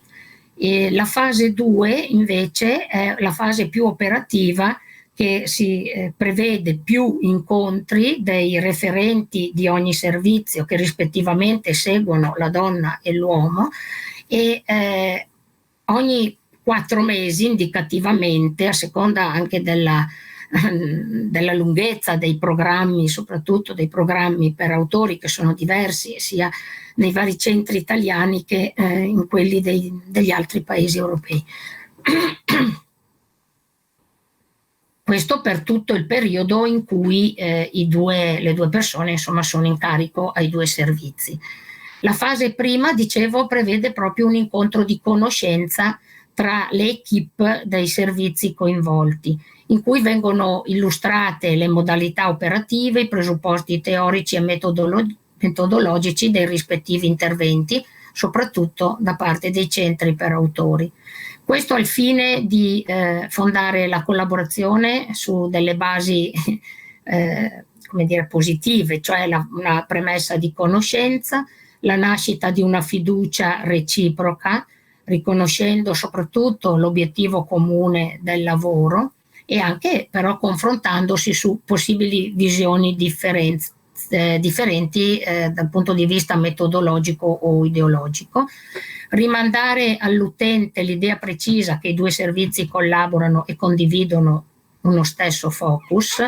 Su questa questione stiamo come dire, valutando e ragionando se sempre è necessario che i due utenti sappiano di questa collaborazione, chiaramente avendo chiaro che in alcune situazioni questo potrebbe aumentare il rischio, e quindi si fa di volta in volta una valutazione specifica. E poi anche il fatto di sapersi confrontare con l'utente avendo in mente in maniera precisa anche temporalmente il parallelo percorso dell'altro membro della coppia o ex coppia, e anche in modo cosa importante che ci è stata anche rimandata dai centri più volte dai centri antiviolenza, la necessità di arginare eventuali attese irrealistiche da parte delle donne, spesso anche veicolate dall'uomo rispetto a un suo immediato cambiamento, e quindi prevenire eventuali drop out nei percorsi delle donne o decisioni comunque affrettate sulle scelte che entrambi devono fare. È chiaro che dopo un mese gli uomini si sentono spesso già cambiati completamente e non tengono conto di tutta la storia che c'è stata prima di questo mese e che ha bisogno invece di tempi più lunghi. Nella fase 2 ogni servizio, già dicevo, individua un proprio referente che si auspica sia l'operatore e l'operatrice che seguono i due utenti. Per i centri che poi prevedono la modalità del contatto partner, l'incontro potrà essere esteso all'operatrice che cura i contatti con la donna e, come già dicevo prima, è auspicabile che ci siano degli incontri cadenziati nel tempo, ogni 4 mesi orientativamente, per tutto il periodo in cui entrambi i membri della coppia sono seguiti dal rispettivo servizio. Le azioni che si svolgono negli incontri sono la valutazione del rischio, la segnalazione delle recidive e le azioni specifiche che si rendano necessarie. Tutte queste azioni si svolgono non solo attraverso il confronto, ma prevedono poi una registrazione su un'apposita tabella. Oggi non presenteremo dettagliatamente, visivamente gli strumenti, perché sarà oggetto del prossimo incontro. Lì ci limiteremo però a descriverli. La valutazione del rischio condivisa è fatta attraverso una specifica checklist con gli indicatori di pericolo in situazioni di maltrattamento, scusate, che contiene indicatori di rischio sia per la donna che per i minori. Questo strumento naturalmente può essere sostituito o integrato da analoghi strumenti già in uso dai centri, in particolare molti centri antiviolenza usano il SAR. È opportuno anche che i 2 referenti giungano a ciascun incontro avendo già preventivamente effettuato un'individuale valutazione del rischio tramite la checklist per una più rapida ed efficace procedura di condivisione. Nell'uso della checklist il livello di rischio è da considerarsi alto quando viene rilevata la presenza di almeno 3 item. Anche la rilevazione delle recidive avviene attraverso il confronto sugli episodi riferiti rispettivamente dall'autore e dalla sua compagna che subisce o ha subito violenza e registrati dai referenti dei 2 servizi in un'apposita tabella, e sulla base di queste informazioni reciproche avviene il confronto e anche la discussione sulla importanza in quel momento del percorso e il peso che le recidive hanno, soprattutto sulla donna. Azioni specifiche che si rendono necessarie naturalmente sono tutte quelle ipotesi che possono migliorare il lavoro che escono dal confronto tra l'operatore e l'operatrice e che possono contribuire, vista appunto la complessità a cui si faceva riferimento prima, contribuire ad un miglioramento del lavoro con quella coppia, e ogni decisione presa in tal senso viene annotata sempre nella solita apposita tabella. È anche importante, si è visto nella sperimentazione, la di elementi qualitativi rispetto proprio al peso, per esempio, delle recidive e anche alla pericolosità di alcuni comportamenti e situazioni risultanti in modo oggettivo dall'utilizzo della checklist. E che sono dovuti proprio alla conoscenza e alla relazione che si instaura tra gli operatori e le operatrici e le persone, e che fanno percepire una pericolosità maggiore o minore rispetto a quella dei dati oggettivi.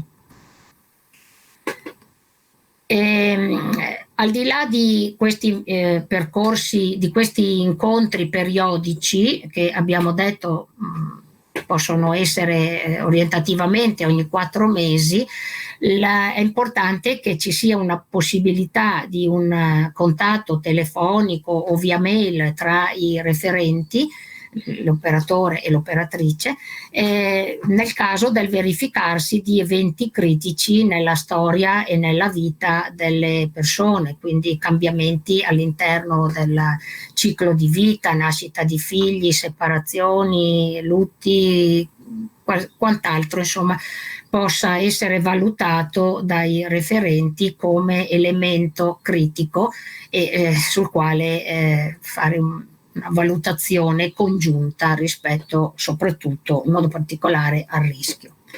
La misurazione del cambiamento personale, invece, a cui si faceva riferimento nelle relazioni precedenti, è una valutazione che viene fatta attraverso la somministrazione di un questionario impact, che ci verrà descritto nella successiva relazione, sia all'uomo che alla donna. Si tratta di 5 somministrazioni secondo un calendario che può essere diverso a seconda delle caratteristiche del programma per autori, caratteristiche che riguardano soprattutto la durata.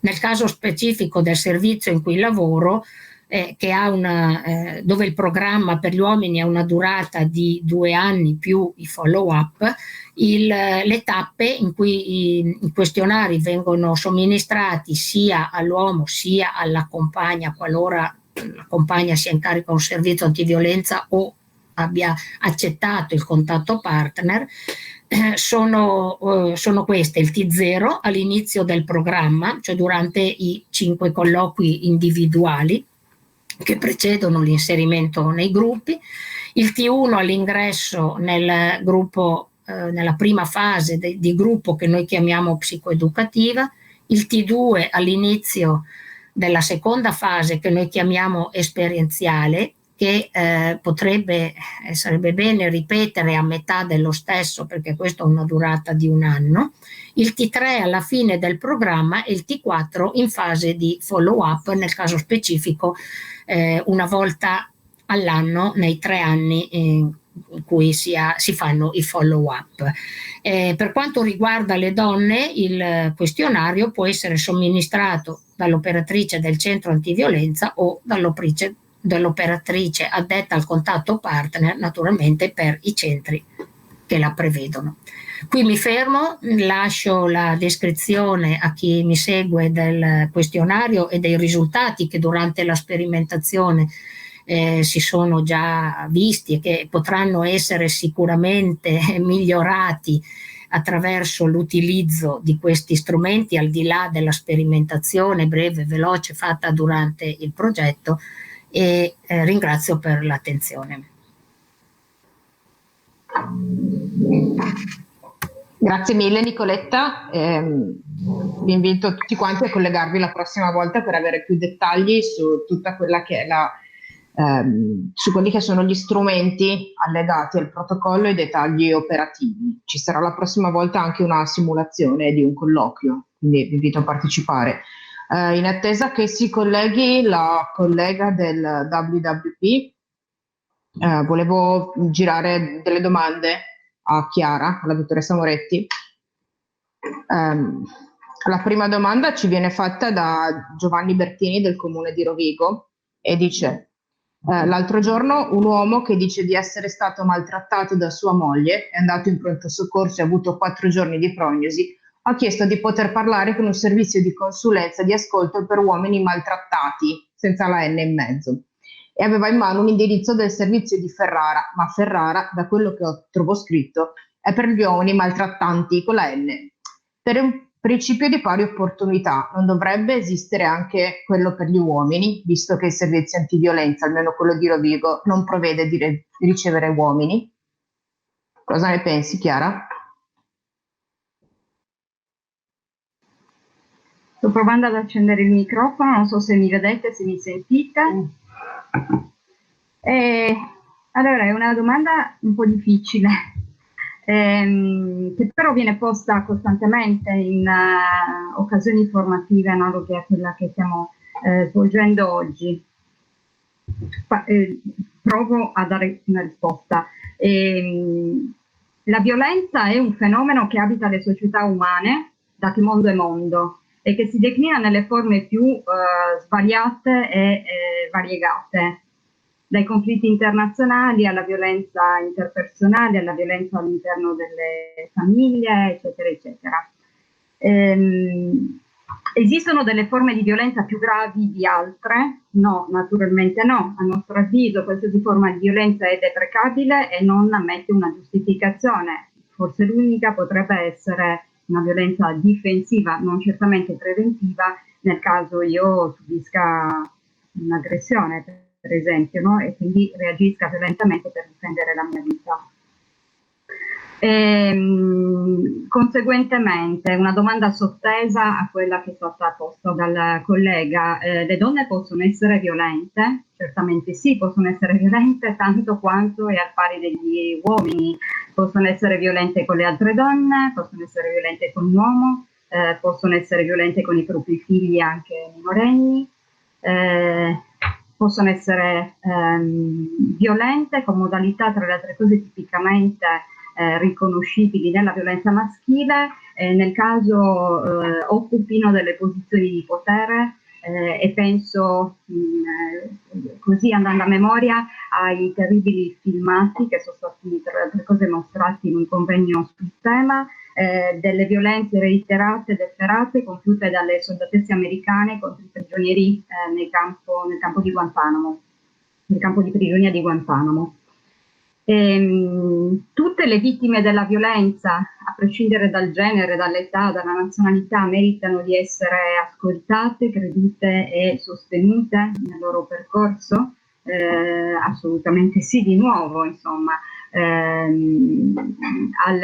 Nel caso specifico che è stato citato, avrei per esempio consigliato alla persona in questione di rivolgersi a un servizio pubblico, oppure di rivolgersi alle forze armate e sporgere una denuncia contro l'autrice della violenza, così come le donne sono costantemente incoraggiate a fare, no? E addirittura il fatto che non venga sporta una denuncia contro i loro aggressori viene ritenuto un fattore per dubitare di quanto stiano dicendo. Quindi a questo signore, nel caso specifico, non esistendo, e confermo, un servizio, perlomeno nei nostri territori, che si occupi specificamente della presa in carico di uomini che hanno subito una violenza, avrei consigliato un accesso al servizio pubblico e contestualmente alle forze armate. Concludo la mia risposta. Perché allora ci occupiamo sistematicamente della violenza maschile contro le donne? Perché esiste una convenzione internazionale, perché esiste una legislazione specifica, perché, come ha detto Laura Celso, la violenza maschile contro le donne non è un fenomeno episodico che riguarda qualche famiglia e che rimane confinata nel privato delle quattro mura domestiche, ma è un fenomeno strutturale ed endemico che ha una diffusione internazionale e che ha una consistenza quantitativa spaventosa. Se pensate che le indagini Istat fatte e replicate nel tempo in Italia dicono che la violenza da partner o ex partner, quindi da un uomo noto, riguarda una donna su 3, quindi una donna su 3 in Italia, 3 delle 10 donne che ognuno di noi potenzialmente conosce, ha subito o in passato sta subendo una qualche forma di violenza da parte di un uomo. Su una classe di prima elementare, 10 bambine, se le cose non cambiano e non mettiamo in campo degli interventi di prevenzione longitudinale, 3 di quelle 10 bambine nel loro futuro subiranno una qualche forma di violenza. Quindi stiamo parlando di un fenomeno quantitativamente enorme, che produce degli effetti drammatici rispetto alla sofferenza delle persone coinvolte, ivi compresi i minori vittime di violenza assistita, che ha dei costi esorbitanti per le istituzioni pubbliche, quelle sanitarie in primis, dei costi spaventosi anche riguardo al fatto che nel caso di una violenza domestica sia necessario un allontanamento della donna e dei bambini, si allontana preferibilmente la mamma con i figli e quindi la si colloca in una struttura protetta con tutte le fatiche del caso, si pagano delle rette pubbliche piuttosto che intervenire con gli autori. Quindi abbiamo a che fare con un fenomeno strutturato, non episodico, che produce dei costi sociali e sociosanitari importantissimi ed è per questo che ci interessa sistematicamente. In ultimo, noi oggi ci stiamo occupando di una delle forme di violenza, la violenza intrafamiliare, ma nella Convenzione di Istanbul vengono annoverate tutte le forme di violenza compiute contro bambine e donne in quanto rappresentanti del genere femminile. Tra esse la mutilazione dei genitali femminili, i matrimoni forzati, le spose bambine, gli stupri nei territori sistematici nei territori di guerra, la tratta degli esseri umani a scopo di prostituzione, e questo elenco di orrori potrebbe continuare fino alla violazione sistematica dei diritti, della famosa disparità di genere, nell'accesso appunto a diritti fondamentali degli esseri umani, quali il diritto all'istruzione o il diritto alle cure. Spero di aver dato una risposta. Grazie Chiara. Adesso è qui collegata con noi la dottoressa Mintzidis, che è Project Manager ASAP per il WWPIN, che è il Work with Perpetrators, e lascio quindi a lei la presentazione su quelli che sono stati i risultati del progetto e lo strumento dell'impact.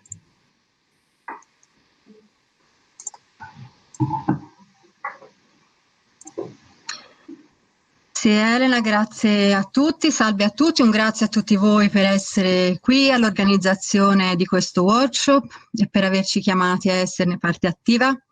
Come diceva Elena, mi chiamo Dimitra Mintzidis, sono Project Manager di WWP. WWP è la rete europea che riunisce i soggetti che combattono la violenza domestica. Si tratta di oltre 60 membri a livello europeo, soprattutto programmi per autori, ma anche centri di ricerca, servizi, altri soggetti specializzati e certamente centri di supporto alle vittime. Siamo parte del progetto ASAP, con me oggi è presente Berta Val, la responsabile dell'area ricerca di WWP, che si è occupata dell'implementazione del protocollo operativo e dello strumento Impact usato in questo protocollo operativo, di cui anche Nicoletta parlava prima. E la dottoressa Val sarà lieta di rispondere a eventuali vostre domande e partecipare eventualmente alla discussione finale, dopo la quale io purtroppo, dopo la presentazione purtroppo dovrò subito lasciarvi per un altro progetto. Dunque, questo è il contenuto della presentazione, in cui vedremo insieme come nasce Impact, che è lo strumento appunto utilizzato nel protocollo, come è strutturato, come funziona e come si va a integrare nel lavoro con gli autori e vittime di violenza domestica, e chiaramente la sua applicazione concreta nell'ambito del progetto ASAP. Andiamo a vedere l'Impact. Dunque, ora va bene, la presentazione è in inglese per ovvie ragioni di portata della nostra organizzazione, e spiegherò i contenuti e poi la lasceremo agli atti. L'Impact Toolkit nasce grazie a un progetto Daphne finanziato dalla Commissione Europea, che si è sviluppato nel 2013 e 2014 e voleva definire e testare uno strumento integrato per valutare i programmi per autori. L'obiettivo era di migliorare la qualità dei processi di monitoraggio e di valutazione dei programmi per autori e garantire l'efficacia di tali programmi, sempre certamente mantenendo la priorità sulla sicurezza della vittima. Diverse organizzazioni di diversi paesi hanno lavorato al progetto, mettendo insieme e analizzando una grande varietà di misure, pratiche e procedure, concludendo che era necessario un sistema standardizzato per raccogliere e analizzare i dati, e da qui il database comune europeo.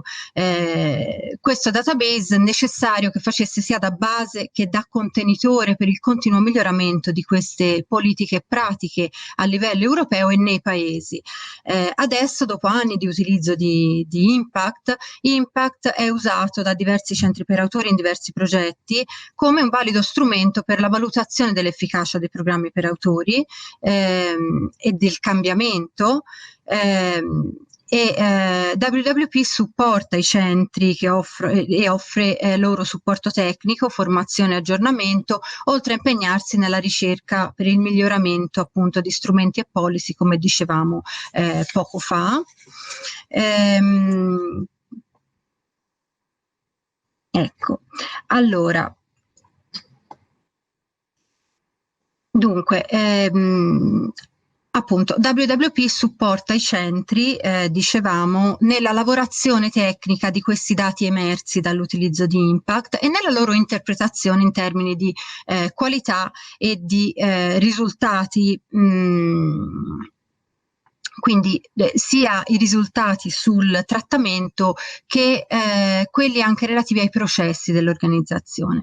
L'analisi riguarda il cambiamento nel comportamento dell'uomo in trattamento e l'impatto di tale cambiamento per l'autore della violenza e per la vittima di violenza e i bambini ovviamente, e l'evoluzione di questo cambiamento nel tempo, e lo fa utilizzando dei questionari da sottoporre periodicamente all'uomo autore e alla partner o ex partner, quelli di cui parlava anche Nicoletta nella sua presentazione. Passiamo brevemente al programma, come funziona. Ecco, il programma prevede, il programma di lavoro in ASAP e con l'utilizzo di Impact, dello strumento Impact, prevede due tipi di questionari. Uno è relativo all'organizzazione e l'altro è relativo all'uomo in trattamento e alla partner o ex partner. Il primo questionario,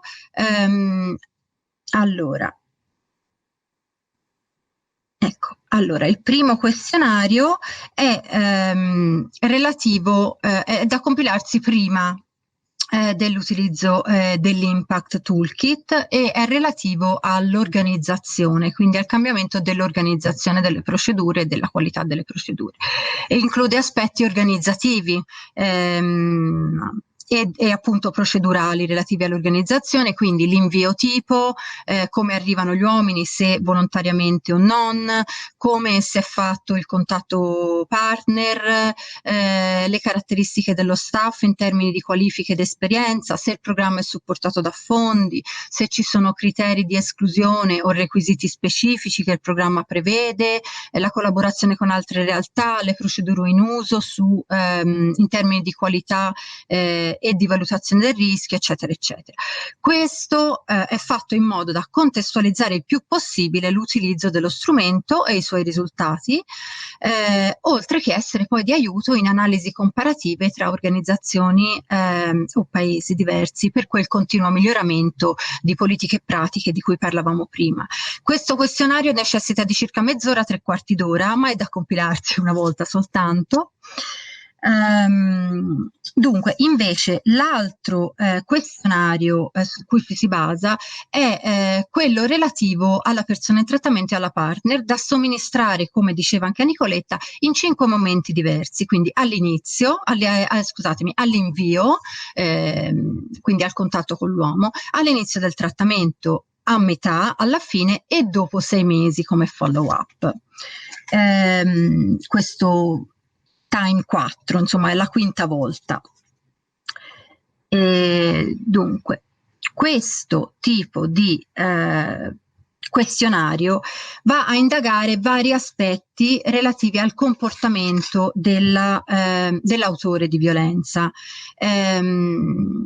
Indaga poi aspetti relativi alla sicurezza delle vittime e dei bambini, quindi della partner o ex partner e dei bambini eventualmente presenti, e i relativi cambiamenti nel tempo di tutto questo complesso di aspetti. Qui vediamo in particolare quello che viene, diciamo così, analizzato.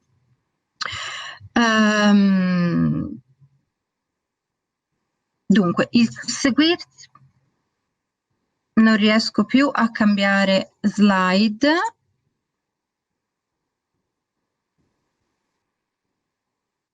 Ok, scusatemi. Allora, il susseguirsi nel tempo dell'uso di questo questionario analizza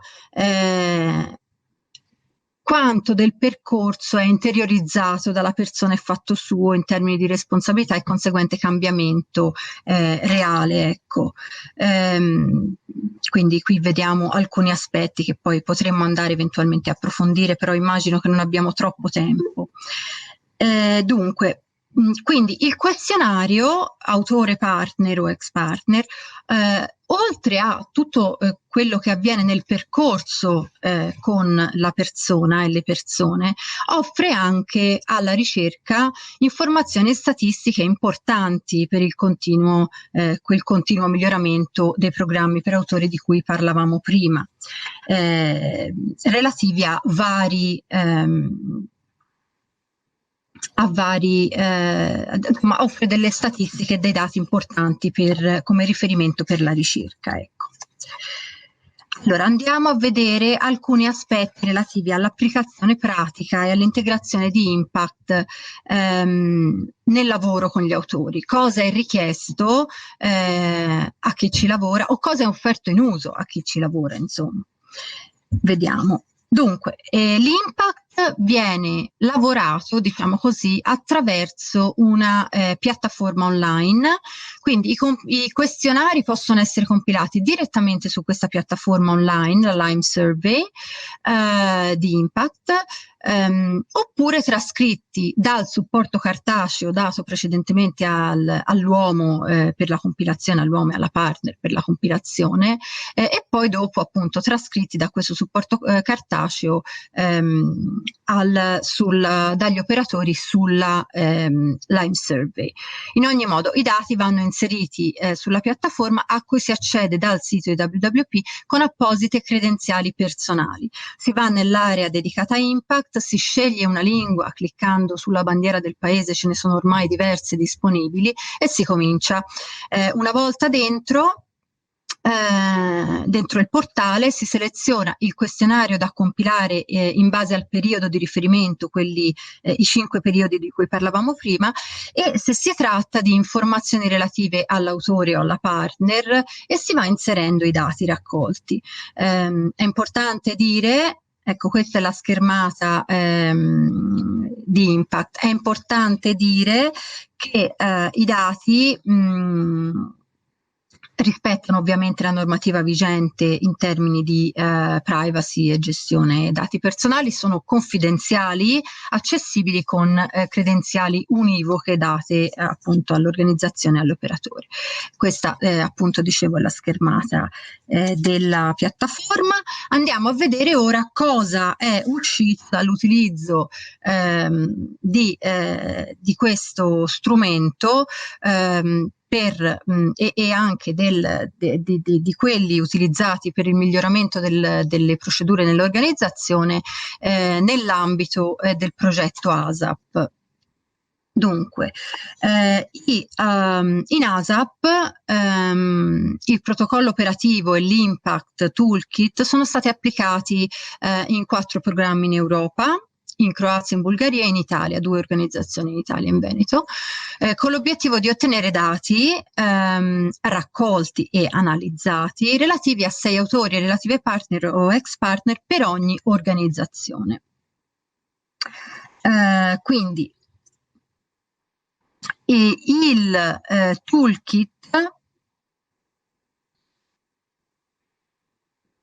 il toolkit scusatemi ma ho un ritardo nelle slide, ok. Il toolkit andava a analizzare, quindi abbiamo detto la coppia e le dinamiche dell'autore di violenza e del comportamentale dell'autore di violenza e relativi impatti sulla vittima, ma anche si è analizzato il punto di vista dei professionisti coinvolti nei trattamenti, quelli dedicati, insomma, che dedicavano tempo ai trattamenti all'interno delle organizzazioni che hanno partecipato ai piloti, con considerazioni sull'analisi del rischio, sul riconoscimento del cambiamento nei comportamenti e in eventuali recidive, sulle capacità dell'organizzazione stessa, quindi di operare un cambiamento nelle proprie, migliorativo ovviamente, nelle proprie procedure e competenze dello staff e dell'organizzazione stessa.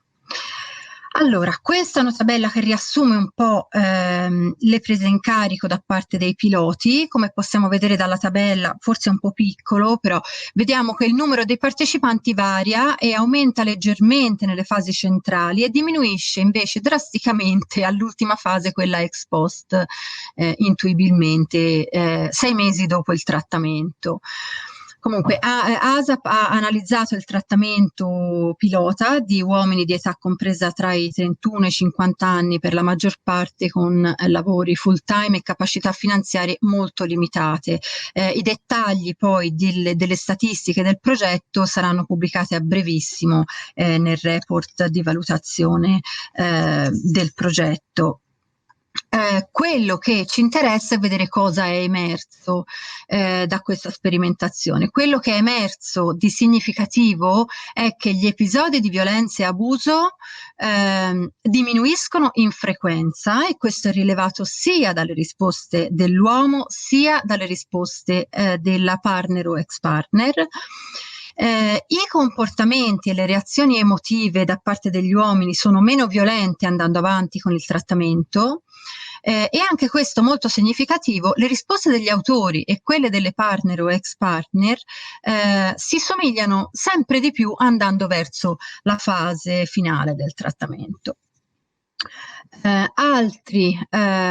Vediamo che ci sono altri aspetti andando avanti col trattamento.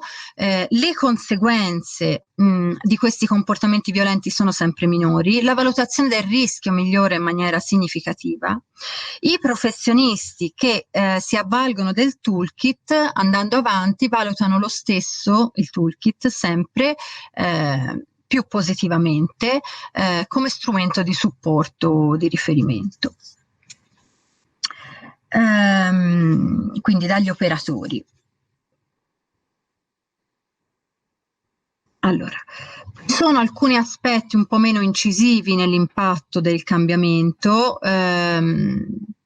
per esempio l'aumento di sicurezza della vittima. Su questo non abbiamo misure nel senso di misurazione di questo, chiara o significativa, nel lasso di tempo studiato. Ricordiamo la massima portata in termini di tempo erano i 6 mesi ex post. Ci sono anche altri input che però hanno bisogno di essere esplorati ulteriormente con numeri diversi per essere considerati come statisticamente significativi, come per esempio le chiamate alle forze dell'ordine o altro tipo di dati. Allora, ecco, qua troviamo alcune risorse utili su Impact, sul progetto ASAP, il link del progetto, il cui report verrà, come dicevo prima, pubblicato a breve. Per tutto il resto siamo a disposizione, e la dottoressa Berta Val rimarrà per eventuali domande per la discussione finale. Io vi ringrazio per la pazienza e vi saluto con questo. Speravo di salutarvi col video.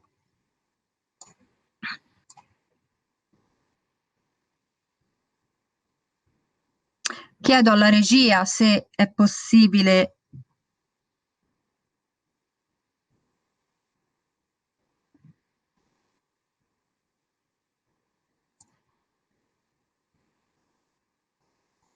non so se sono io che sto muovendo o se è dalla regia.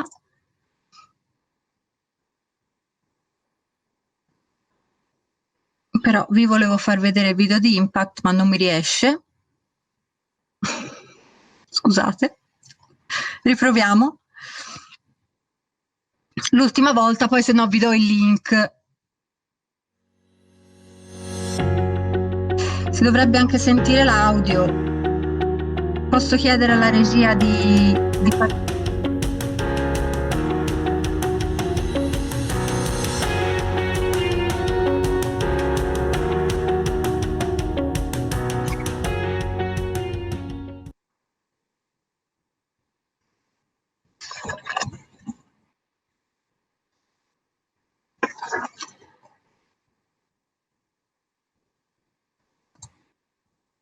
Grazie a tutti e vi lascio con la dottoressa Val.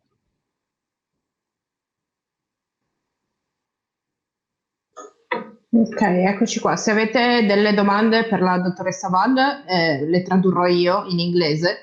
La dottoressa Val è spagnola, è una ricercatrice dell'Università di Barcellona e collabora con il WWP per tutto quello che riguarda l'impact.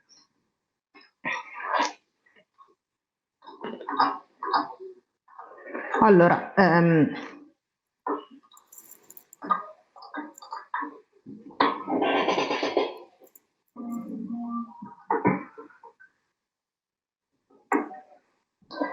c'è una domanda, la traduco.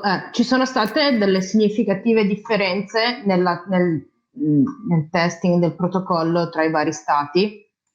Berto, the question is, were there any significant difference in the testing of the protocol in the results between the states, the partners?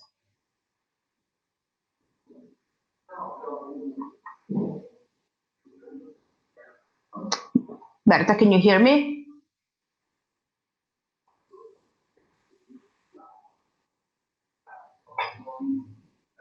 Non sentiamo la dottoressa Val. Thank you. And thank you for inviting me, even if I cannot speak Italian, that's a pity. Ok, io ringrazio della partecipazione anche se non riesco a parlare italiano. You go, Berta. Can you hear me? Yes? Yes, we can.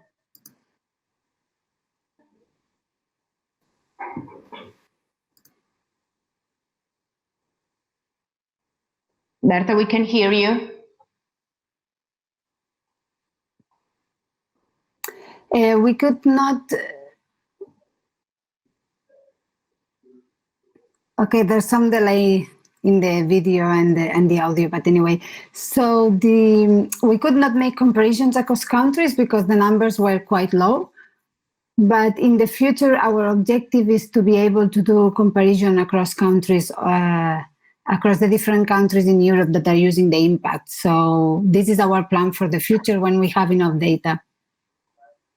Ok, non ci sono stati al momento delle differenze significative, non è stato possibile analizzare differenze tra i vari stati perché i numeri dei casi testati non sono stati abbastanza ampi da poter fare questo confronto. Si spera in futuro di avere di riuscire a fare questo confronto sull'applicazione tra i vari stati.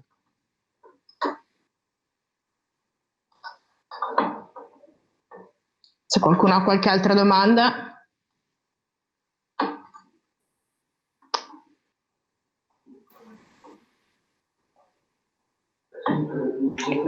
We have no other questions at the moment, Berta. Non abbiamo altre domande in questo momento. Thank you for your participation.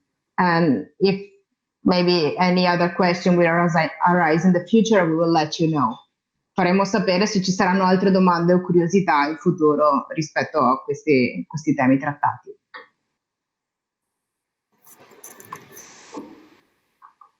Ok, thank you. Per tutti quelli che ci hanno chiesto, sì, verranno messi a disposizione tutte le slide degli interventi fatti. Stiamo anche, probabilmente stiamo valutando adesso, stiamo attendendo da tutti i relatori per la pubblicazione del video dell'intervento di oggi. C'era un'ultima domanda che vorrei rivolgere alla dottoressa Celso, se è presente, o se no la dottoressa Regonati, anzi la dottoressa Moretti, mi chiedevano se era possibile per i centri antiviolenza di avere operatori maschi.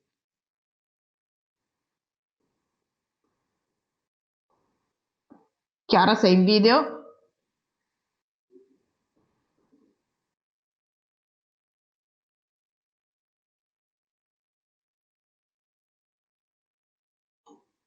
Chiara, hai sentito la domanda?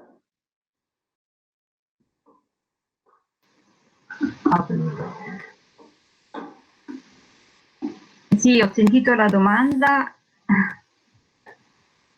Allora, la normativa abbiamo già accennato in precedenza, non lo prevede assolutamente. La normativa italiana e in realtà la normativa internazionale dice che all'interno dei centri antiviolenza il lavoro di supporto alle donne deve essere compiuto da staff interamente composti da operatrici di genere femminile.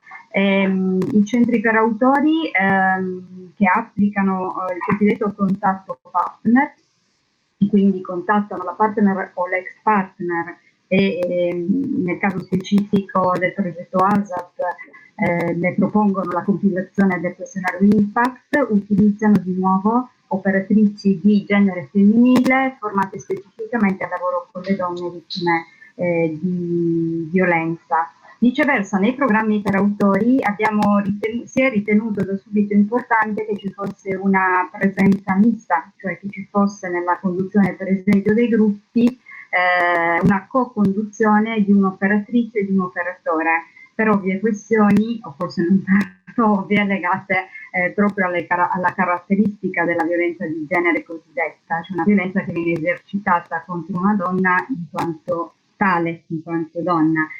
Attraverso la presenza di professionisti di genere differente, gli uomini possono sperimentare sia la possibilità di un'efficace collaborazione in una logica di eguaglianza di potere tra un uomo e una donna, possono interloquire e sperimentare modalità differenti di interlocuzione con una donna, di relazione con una donna e possono avere dei modelli maschili differenti da quelli proposti in maniera stereotipata a livello sociale e culturale. Non so se fosse questo l'oggetto della domanda.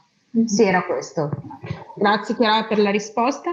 Non ci sono al momento altre domande, per cui io ringrazio tutti per la partecipazione, ringrazio i relatori che sono stati con noi, anche gli ospiti dall'estero, e ringrazio tutti voi che ci avete seguito questa mattinata e ci rivediamo venerdì prossimo per la parte di training e formazione specifica sull'uso del protocollo, che sarà la giornata della settimana prossima, sarà conclusa dall'intervento di Alessandra Paunz del CAM di Firenze. Vi saluto, vi ringrazio e buona giornata a tutti.